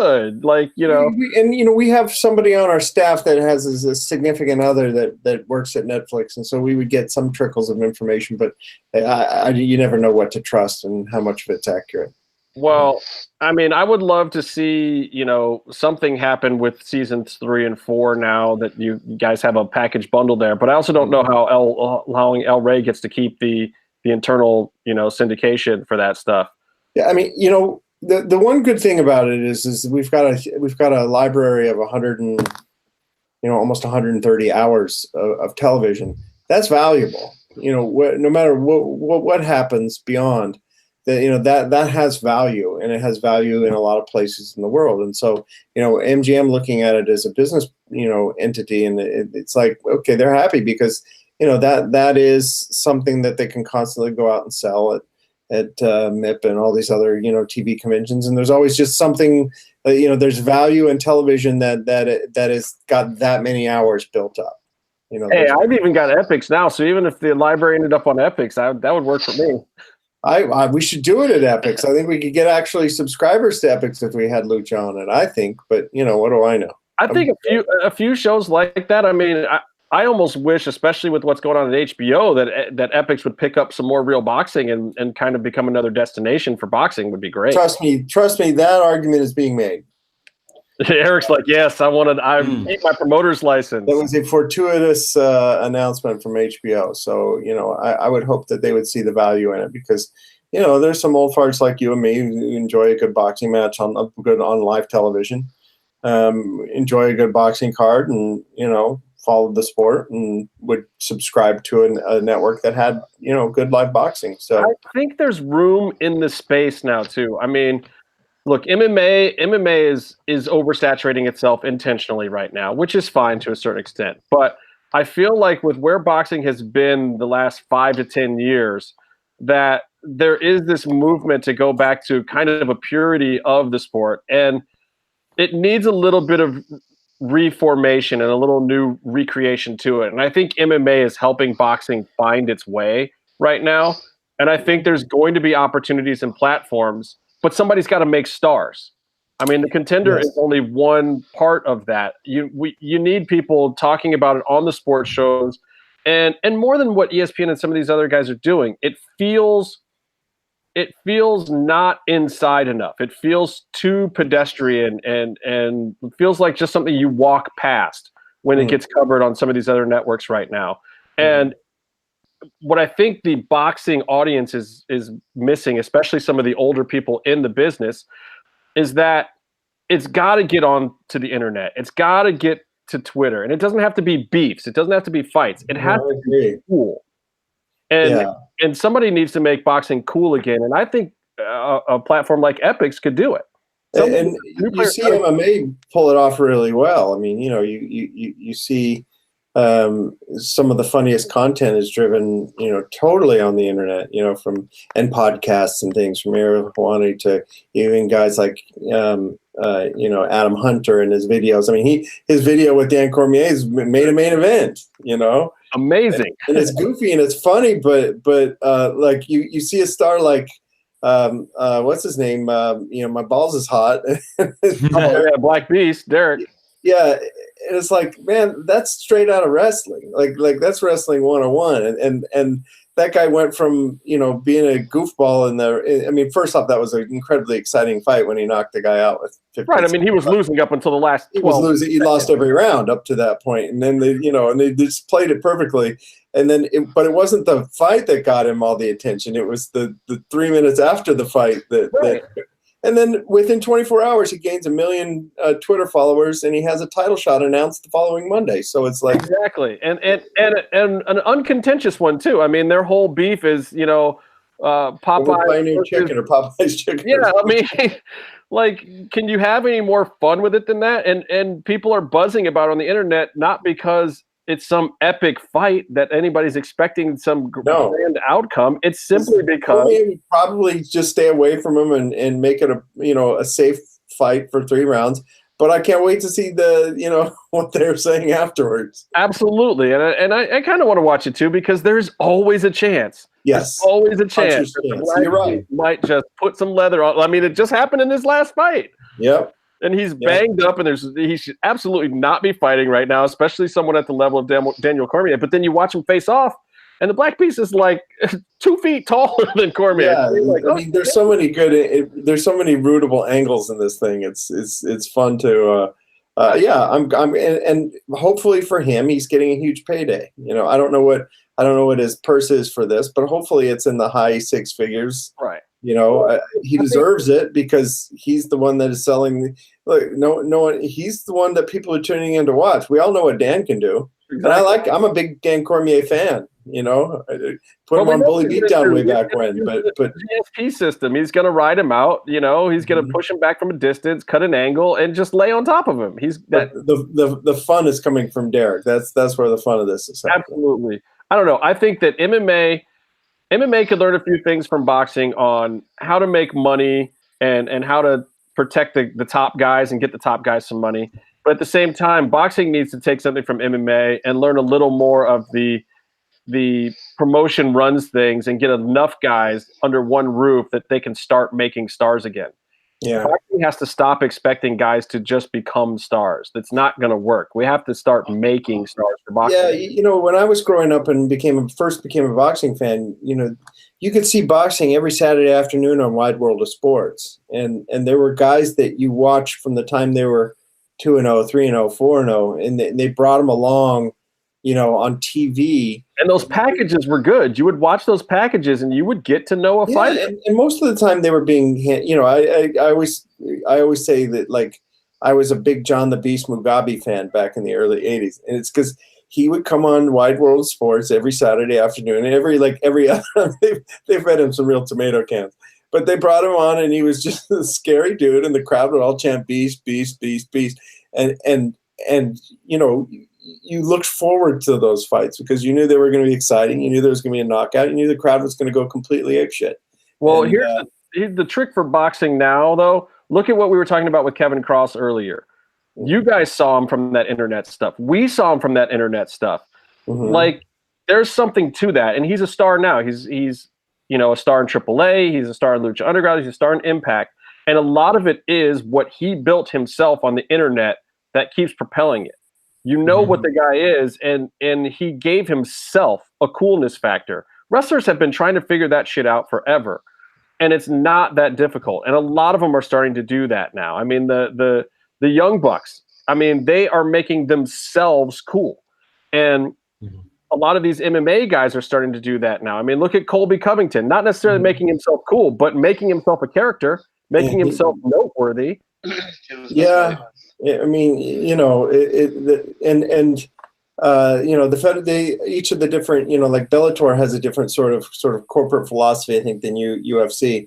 And in some ways, they're more fun, I think, because they go for the matchups, you know, which I like. You know, granted, many of the matchups I wish I'd seen in 2008. Correct. But there's still matchups I know and I want to see.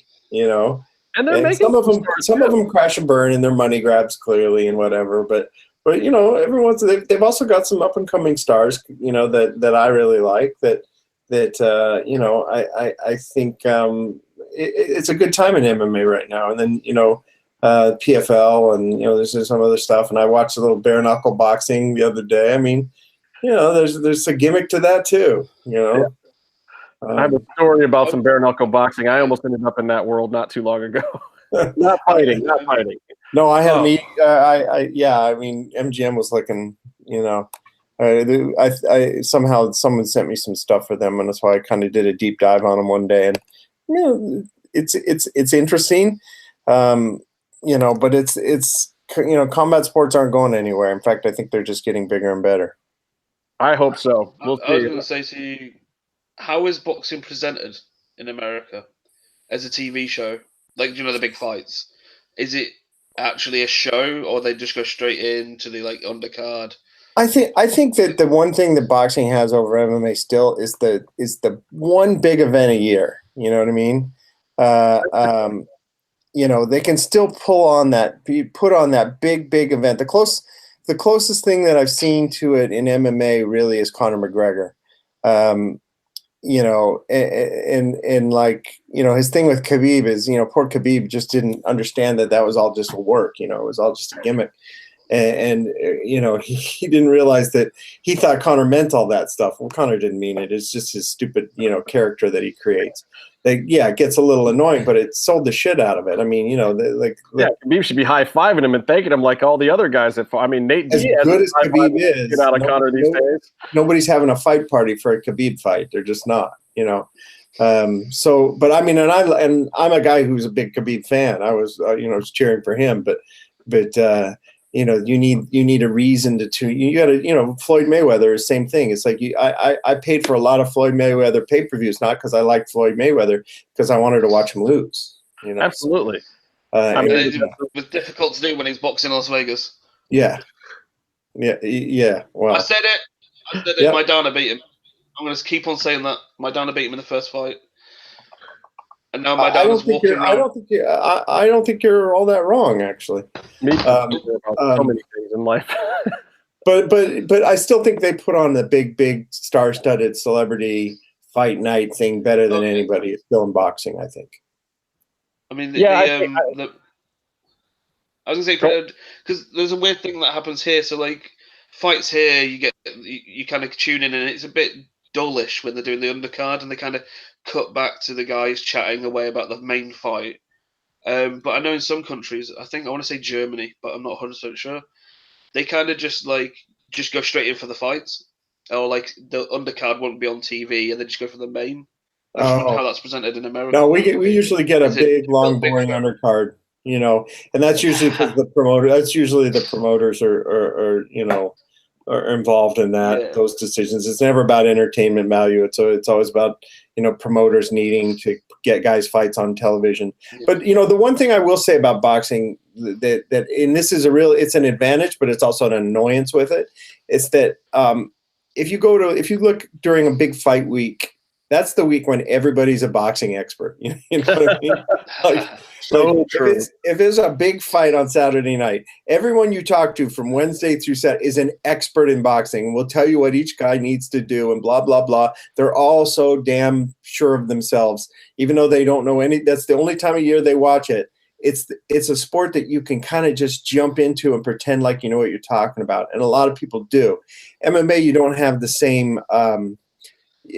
MMA, you're exposed if you don't know what you're talking about. If you can't sit there and say the name of, and identify what a Kimura is or omoplata or whatever it is, you're sort of exposed as a minor fan. But with boxing, jab, cross, hook, that's all you really need to know, and then you're a fucking expert like everybody else. So that does draw in a certain amount of the kind of know-it-all fan. Boxing has those kind of bandwagon fans who know it all. They're called Anthony Joshua fans. That is the official phrase. And that is a shoot. Ouch. Yeah. You're supposed to worship that guy. Come on. No, fuck him. Fuck him. He's going to get caught out for a drug test at some point, and that'll be interesting. He's a perfect example of he's an athlete, not necessarily a fighter. He's a great athlete. Well, you can definitely hear me, Peanut Gallery, shouting my 2 cents at some of your fighters on Contender in a few of those episodes. But I'm not. But you know what you're talking. I needed to tell those guys what they needed to do. I know. But it's easy to do in boxing.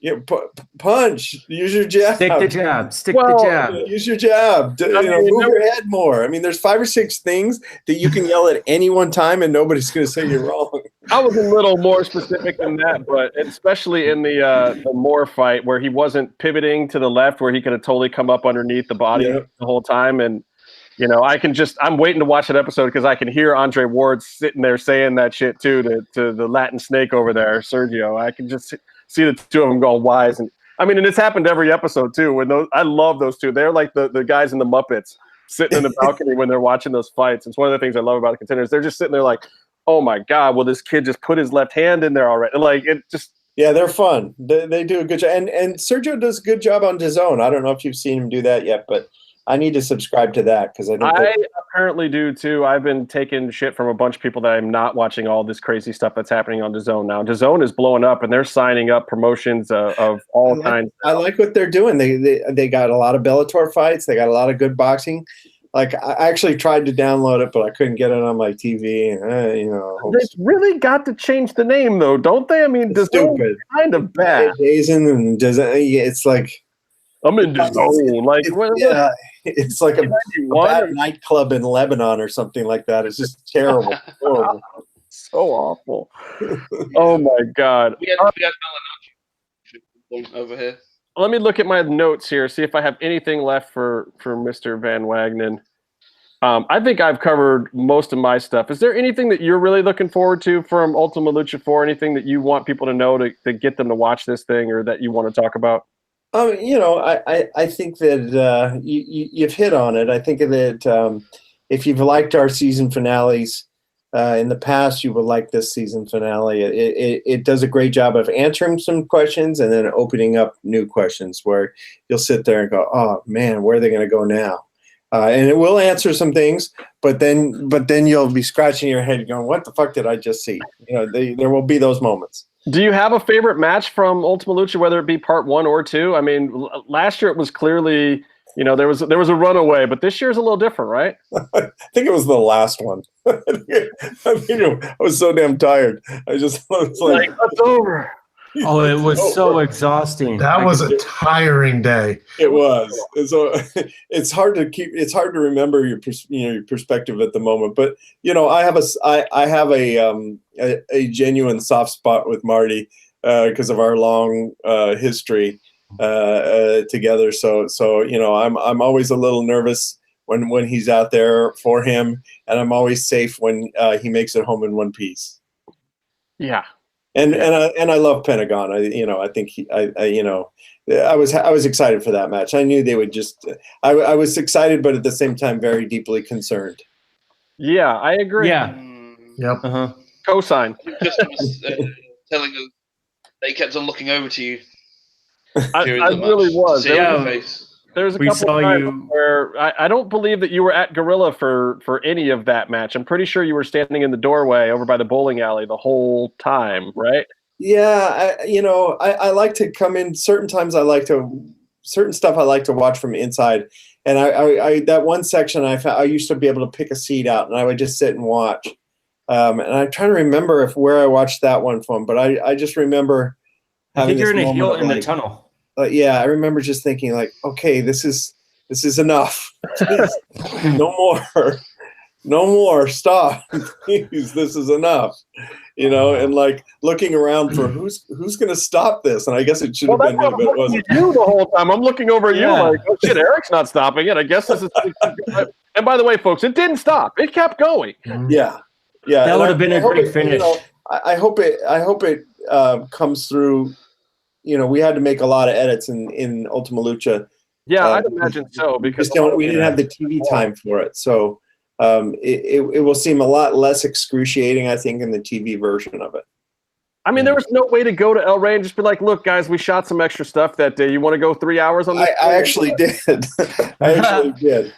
But it didn't work out. We couldn't get the right deal done. But I offered 3 hours for the last one. I said we can get you 3 hours easy. Yeah, you really could. Put it on a DVD. Okay. Yeah, the German DVDs. The German DVDs. Yeah. For just very little extra cost, we could have had a whole extra hour. So we'll see. But I mean, it didn't work out. They have an agenda, and you know, it's hard to throw some. You know, you can't. I mean, the fact that I even felt comfortable asking tells you what an awesome network El Rey is. Right. Yeah. It is a big ask. It's a different. Try that at CBS. Yeah, maybe you get away with it at FX, but that's like, you know, Sons of Anarchy's last season when Kurt Sutter just started writing 10-act episodes of TV that's supposed to be a 1-hour show. He just went into business for himself, and they're like, okay, sure, we'll make this episode 1 hour and 49 minutes long. Like, just random numbers for that last season of Sons of Anarchy. No 2 episodes are the same length at all. But that's pretty. Yeah, we don't have that luxury. And for those of us who are on episodic deals, they're always a little suspicious when you tell them you want to make an extra hour out of it. They're like, What's his real motivation? Yeah. Well, thank you so much for stopping by, Eric. As always, this has been fun. I wish we could have had DJ here too, but there was no way in hell we were going to get everyone's schedules to line up. You tried. You were a valiant effort. And please, I have a lot of comps to give out for Friday at the forum. So give me a list of who wants them, and you and all you guys, you're more than welcome to come. Meef, jump on a plane. You can make it. I am definitely going to be there. I just need. What do I need to do? Give you a number of how many are coming with me? Email me names and numbers, or even just a number. I can, if you want, I can just put them all under your name, or if you want to divvy them up, I'll figure it out. I might do a little of both, because I definitely. Anyone from the Lucha family who hits me up or hits you up, I'll take care of you. All right. You guys heard it right there from the boss man. Let's go to the Contender. November 9th, right? LA. The forum in Los Angeles. At the forum. Basically what you should know is that we're down to the final 4. And then all 4 of these guys who are in the final fight are going to fight. We'll have a first place fight and a third place fight. And then we will have, I believe it's 5 undercard fights of guys all from within the show that will be fighting each other. Awesome. Yeah, so if you're a fan of the show and you've seen the guys, some of the matches that didn't get made that we all wanted to see, we're making them for the undercard. Oh, thank God, because there's a couple of them that should have happened. That get to see some of these guys fight again. It'll be fun. Yeah, and a couple of those fights were almost like, damn, I wish this was the semifinals or the finals. Yeah. Exactly. That's the beauty of the format. You just never know when you're going to get the good ones. And if you haven't been watching the show, still go to the finale, because this is a great cast, perfectly matched up. Different skill levels, but they're all kind of right in the pocket where any one of them could beat another one of the guys. It's pretty amazing. That way all season long. There was very few walkovers. There was one fight that was the first fight of the semifinal round, the medallion round or whatever. That was like, wow, where did that come from? I was not expecting it at all. The guy who hadn't fought in like 3 years. Brandon. Yeah, he's in the final 4. I was just like, what the hell? Everyone was. I mean, and then his fight after that. I mean, amazing. So, LA boy, you gotta love the LA boy. Yeah, you guys got to watch the show and go to the finale if you have a chance. Brandon definitely wants to hit you up for tickets. So look in your DM. He's gonna DM you. I think. It's this great horror movie idea that he wants to pitch as well. Pitch it to Roach. That's the guy working in the horror movie business. Yeah. He's got the all right, guys.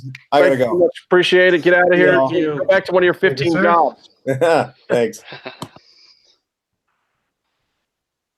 Now, what do you guys want to talk about? I'm going to talk about one more thing from wrestling, because I cannot imagine Ronda Rousey versus Becky Lynch. I love Ronda. I could see her doing a lot of things. This is not a program I want to see, guys. I gotta throw that one out there. I think if it was going to happen, it should have happened later than this. I feel like they're just trying to pick up momentum off of Evolution, which, by the way, was a really good show. Evolution was great. No problems with Evolution. I just didn't expect this to be the storyline coming out of it going forward. Right. And I also think that the fact that they were teasing Becky Lynch and Cyborg for so long, and then you end up pulling this, I feel like if Cyborg ever happens, this is kind of taking away from it. But aren't they doing champ versus champ at Survivor Series? Yep. Well, yeah, obviously that's the setup, but I don't think Ronda's ready for it yet. I don't think Becky can. I feel like it's going to be a really sloppy, awkward, weird, messy match. But they'd have to take the belt off of one of them if they don't want that match, because they're doing that with several belts, you know? Like they wrote themselves into that corner. Well, they have plenty of time to start practicing. They have plenty of time to start practicing since they won't be at Crown Jewel. Yeah, and we've seen in the past too, though, when Ronda practices and works a match a lot, they're better. You know, I don't think that this last pay-per-view was as good because I don't think she worked that program as long. So I think you get her, if her and Becky start working it now, it could be really good. I don't think this last one was as good because she had to worry about doing the whole thing with Brie on the outside as well. So it's more when you have more cooks in the kitchen, it's going to make a rookie cook not look as well. Well, and I think honestly, I mean, as much as the Bella Twins have been around, I don't feel like any of the people in that match were like really ring leaders. You didn't have like a Mickie James in there or somebody who's really super experienced or somebody who could really get in there and call a match. You know, I feel like they were all kind of. Say the Bellas are terrible, Justin. Just say they're terrible. I don't know if I would say they're terrible. I would honestly wish they never existed. Well, I mean, to each his own. I like the fact that they played them as the Divas versus the Evolution generation. I think that was an appropriate way to play it. I think it was the right timing for that, to kind of kill the Diva movement for once and for all and kind of put the Bellas to bed. I think that was actually great that they did that. Yeah, but every time they say this, they always bring back the Diva thing. Oh, of course they will. Of course they will. But it still made sense to do it here. I'm still unsure about what Nia Jax is. Of what Nia Jax is? Well, the thing is she's this whole thing of she was the obviously large character, the monster, the bully, and then it was she's the bullied, and then it was like they were trying to make her a face at the same time they're making her evil, and it was just it's that thing of going back to the 90s where even if you want to say to the Bellas, where the Bellas were actually the people they were pushing at the top of the company in terms of you should love these people, but at the same time they're evil and they're bullies and they're actually nasty people and they never get their comeuppance. That's the way you invest in the storyline, is that the fact that the bad people finally lose or finally get their comeuppance. It never really happened for them. Yeah, I mean, well, I think it's that's Nia as well. Pushed to the wayside. I mean, she's been Jinder Mahal'd. I think it's just kind of, this is the way the WWE works. They're going to get that push. They're going to try to force people to latch onto you, and if it doesn't work, they're going to let you fade off, and then maybe they'll give you another shot at it when they work something out. Unless you're Roman, who they just kept going and going and never let it fade. I don't know if you caught. I want to say it was on Raw. Did you catch the Nia Jax and Ember Moon interaction? I don't know. I feel like I did. They're both paying attention. They're both being the heel. They're both being the face, and it's really, really bizarre. And it's like, are you trying to say that Ember Moon's now going to be the bully? I just think every time they put Nia Jax in a thing with anybody, the other person. She is a problematic talent, but also just like Vince likes a big man, I think he likes just her physical presence in the ring, and I think Vince is probably the one pushing to do these things with her. I don't have anything with. Well, I mean, in terms of using her, that's not a problem. What I mean is in terms of what they always seem to get her in, where she bullies people, but at the same time she's the bully which I know is actually a real life thing that actually does generally happen. But then the other person they're putting against is Ember Moon, who's nice Ember Moon. Everybody loves Ember Moon, and it's just a case of going. But now she's been evil as well as being good, and it's a hot mess. Basically, is what I'm trying to say. It's very convoluted, and it is a hot mess. Yeah. And, Byron, you have anything you want to talk about? Do you feel vindicated for Roach's comments on Jeff Cobb? Does that make you feel better? Who? Exactly. I used a lot of restraint because I had a lot of Twitter questions for the guys because I can't see certain sections of Twitter, so I just wanted to ask about certain tweets I can't read. Like what tweets would those be, Byron?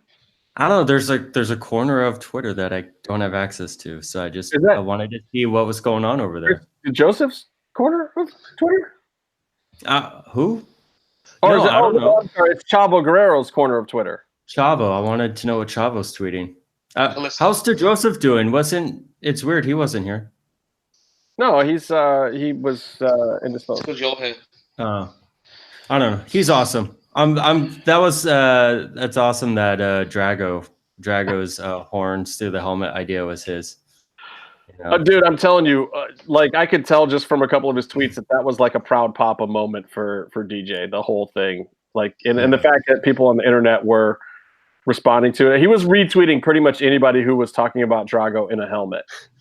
To the point where I didn't even tweet about it because I was too busy reading the tweets because he was retweeting them all. But it was a good spot. Yeah, I saw that too. Wait, you didn't? That's what I'm telling you. I'm telling you what happens on DJ's timeline so that you will know.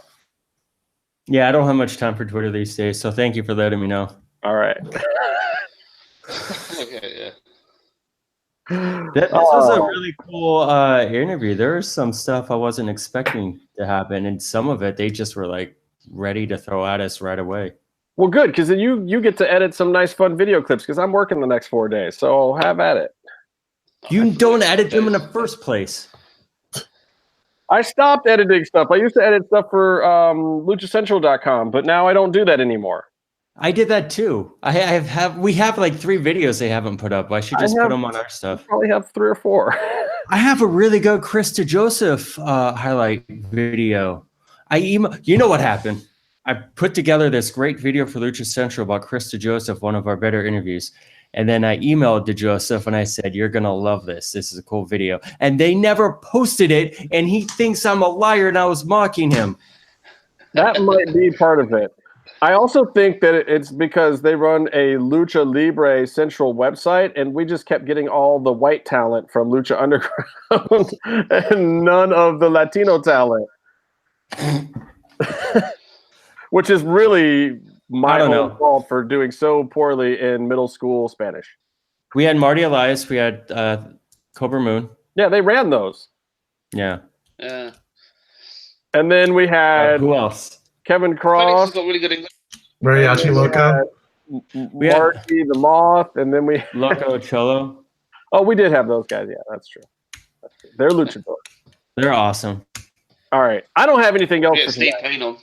I think this episode stands for itself. I don't know if do we need to talk about Ultima Lucha 1? Do we Quattro Part 1? I think it was pretty much the interview spoke for itself with everything that happened during Ultima Lucha Quattro, but odds are that if you're watching / listening to this right now, it's going to be before Tuesday, November 6th. So I'm just going to say this. Please go out to the polls and vote.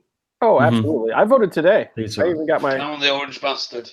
I voted last week. I'm telling you, these mail-in votes are great. So I'm gonna mail mine in tomorrow. This huge packet thing that it's crazy, man. My mail-in thing is like this thick now with this new ballot. It's crazy. Yep. And I actually just got an email saying that my ballot has been received. So you can check online and see what the latest status is. Mine basically says. I mean, it says that they received it, so well, it's been hacked by Russians, though. That email. No, but you could go online because I was waiting. Didn't they say the machines were changing votes? In this one area, it's automatically. But no, in that situation, the story that you're referring to, if you just did a party, if you voted for the entire party, then it was doing a weird response it was a glitch for for that. Do that? Where I don't typically vote down party lines, though, so I would never do that. So I will have to say my ballot leaned very heavily in a certain direction this time. Ditto. Yeah.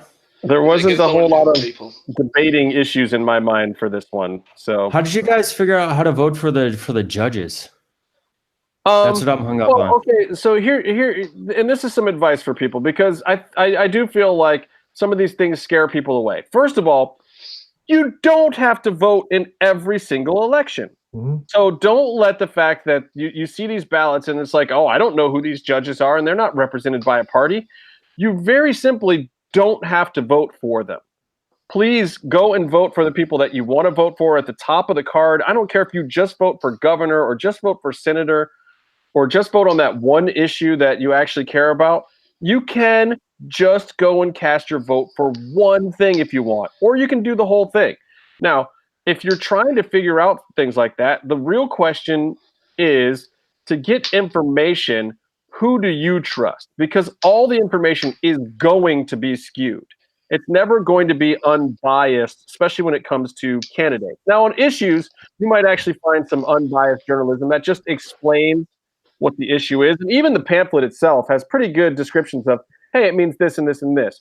But unless you're reading I don't have it up here anymore, but unless you're reading the big book, be very careful, because there's a lot of writers and things attached to some of those things. So the one-line description that may sound real sexy and like something you're totally behind, when you find out that there's like, a kick your dog fund as a rider on line 50 of that thing, you might not anymore. But the real trick is when you're going to vote, get the little booklet, go down the issues, fill out your practice ballot or whatever, and then say, who do I trust? Who do I believe in? Who do I want to help me make these decisions? Because it's going to be skewed and it's going to be biased. Is it the Friends of Police? Because they have a website with everybody they're endorsing. Is it the Teachers Union? Is it the LA Times? Is it, like, what newspaper do you read? And do you like the stuff that you see in that newspaper? See what their endorsements are. Read them. You may not agree with some of them, but you might. And it typically, in Los Angeles, the LA Times tends to be pretty liberal. So if you're a Democrat and you don't know how to vote on some of these things that even the Democratic Party is not putting on their website, like judicial approvals, go to the LA Times. They'll tell you what liberals should be voting for. Or go to a conservative publication. Go to the Orange County Register or whatever if you want to know what the conservatives are voting for. There's ways to figure it out, and I encourage everybody to just look into it, and it does not take that long. 20 minutes of your time, and you can figure those out. Or, like I said, skip them, but vote. Just vote for the ones at the top. Like, if you're a Democrat or Republican, if you lean left or right. You can vote for governor, Senate, state assemblyman. You can vote for those. Who those are that you want. Trust me. Yeah, and with the mail-in ballots, it's actually making it a lot easier to do your research while you're actually voting. So absolutely, you should definitely, if you're not currently registered for that after this election, all you have to do is just re-register to vote with that option, and you're done. Yeah. What were you gonna say, Meef? Our elections are not as a man who is stuck with a horrible. The country is going to get turned into a post-apocalyptic world because I want to say 37% of the country actually turned out to vote for Brexit or on it, and the difference was, I think, 0.7%. So it was like 43 versus 50.7% of only 32 or 37% of the country voted. So. It's a major decision that's affected this country and will destroy this country. Aren't you trying to reverse Brexit now? No. What we're trying to do is basically not reverse it, but we need to have a vote on actually what... They voted for the separation as an idea for the referendum thing. And now, basically, we've got an absolute cunt as a prime minister and a horrible party in charge who basically want to destroy a national health service and turn it into a money-making scheme. So they're trying to turn it into America. Yeah, and basically they're trying to do a thing with immigration, and they're just making this whole place a bit of a nightmare at the minute. And the idea is to have a second vote to say we voted, and it was very close. And then it's like to go, right, now that everybody knows the real truth of what will happen coming out of it and what the deal is with Europe, are we voting to accept that as the deal? Is what they're trying to do. So they're not trying to Brexit in. They're just trying to define the Brexit. Yeah, so like basically, because what happened was the last Prime Minister put this into place because he was like, no one's going to fucking do this because it's suicide. And it happened, and he quit the next day. Your country is full of stunts and nonsense and giant piles of shite. They were literally trying. They pushed through general elections. It seemed like the woman who's in charge now. She called a general election because at the time the guy had. So it's not set in stone. You can call a general election in there's like an area of like say 2 years or something anywhere along there. The guy who was there in the opposition party, he had quite low figures, so she called it quickly and managed to somehow get through by the skin of her teeth on that. I mean, it wasn't a great victory for her. You guys aren't really surprised that we left, are you? No. Okay. I mean, we've got our own issues, but man, your shit's complicated. The whole Protestant, Catholic, and then pagans. Yeah, I mean, well, religion's all tied up in it. We just go back to paganism. It's awesome.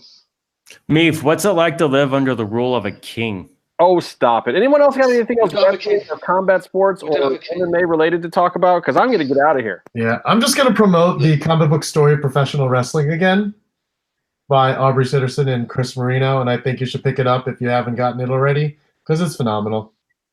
And my lights are going off and on. I don't know what's going on here. You got disco. Crazy. Wow, I'm having a seizure, man. Love it. Byron, what are you promoting? Is this your new house? Is this your new place to live?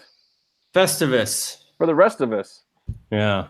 What is this place that you're in? Is this your new abode? I don't think I've seen this yet. Last time we were in New York, you came to me. You could come here. Your hotel's probably nicer. Yeah, this is my office. My front door somewhere behind me. That's the Blues Brothers. You have multiple rooms. Multiple rooms. I live in a mansion compared to where I lived last year. Well, you picked a easier to live in part of New York for having more space, I think. Yeah. Also, next time you're in town, can you walk around my neighborhood with me? So that the black folks accept you? I'm your black friend? Is that what you're saying, Byron? At least half of that. You chose to live in Bed-Stuy. What, it's have awesome. You not seen a Spike Lee movie? No, I love it here. It's really great. And I'm really happy to not live in Manhattan. No offense to Manhattan. You have to say Manhattan now. It's funny. I mean, nice door frames. That's one thing. The architrave around the door frame's really nice. The dolphin? No, the door frame. Your door frame's really nice. Door frame. Oh, the molding. Don't talk about dolphins. Remember this. It's all incredible. No, everything here is awesome. I like it a lot. I like everything. It's great. Well, I'm glad you like it. Joking. I'm glad you like it a lot. I mean, I was joking because really, like, there's only so much credibility that you would be able to get me anyway. I would be remiss, by the way, if I didn't tell people to go listen to what is it?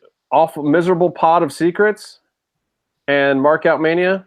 What is Casey's new show called? Mark Out Mania is really good. Yeah. Well, what do you mean? His show with Zach's not really good? I haven't heard it yet. I haven't had any time. But it's called Miserable Pod of Secrets, right? Am I getting that right? No idea. You know what's really? Have you guys seen Hereditary? Anyway, go watch all the shows that Casey moonlights on us for. Obviously, he's not here right now because it's a Thursday. This is our normal time that we used to broadcast all the time. But we stopped doing it because Casey can never do these. But then he can never do Fridays half the time either. So we should have just kept Thursday. I don't know. Anyway, Sunday's a great day. We had him last Sunday. So go back and watch that episode if you're missing Casey because there's a whole lot of Casey in that episode. And it's pretty good. Byron laughs. You're a dick. No, there's some good. Speaking of dicks, there's a lot of dick jokes in that episode. So if you like dick jokes and you like Casey, go back and watch our last episode. If you like Lucha Underground and cool Lucha Underground-y things, watch next week because maybe I'll try to get some more guests because there's a whole lot of people that I've been talking to recently, and there's a few of them that might want to come on. So stick around for cool stuff. Glad you guys could all join us for the few bosses that we could get. One of these days we'll have to get Skip, and I'd love to get DJ back in here and talk to him about some of these things. We drilled Roach with a lot of them, though. I thought he was going to defer a lot of them to DJ, like, oh, ask him sometime. But he actually went for it. So I dig it, because he's in that writer's room too, damn it. He bears at least 42% responsibility for everything written on that show. You guys got anything else? Stay cool and stay in the mix. Your face. That's my line. Someone say penis. Penis. Get him out. Boom. Vote. Get him out. Vote. Everyone go vote. All right. Your penis. And when we say go vote, what, Byron? When we tell people to go vote, we also we're being specific. Vote for who we would vote for. No, if you're not going to vote for who we're voting for, maybe just stay home.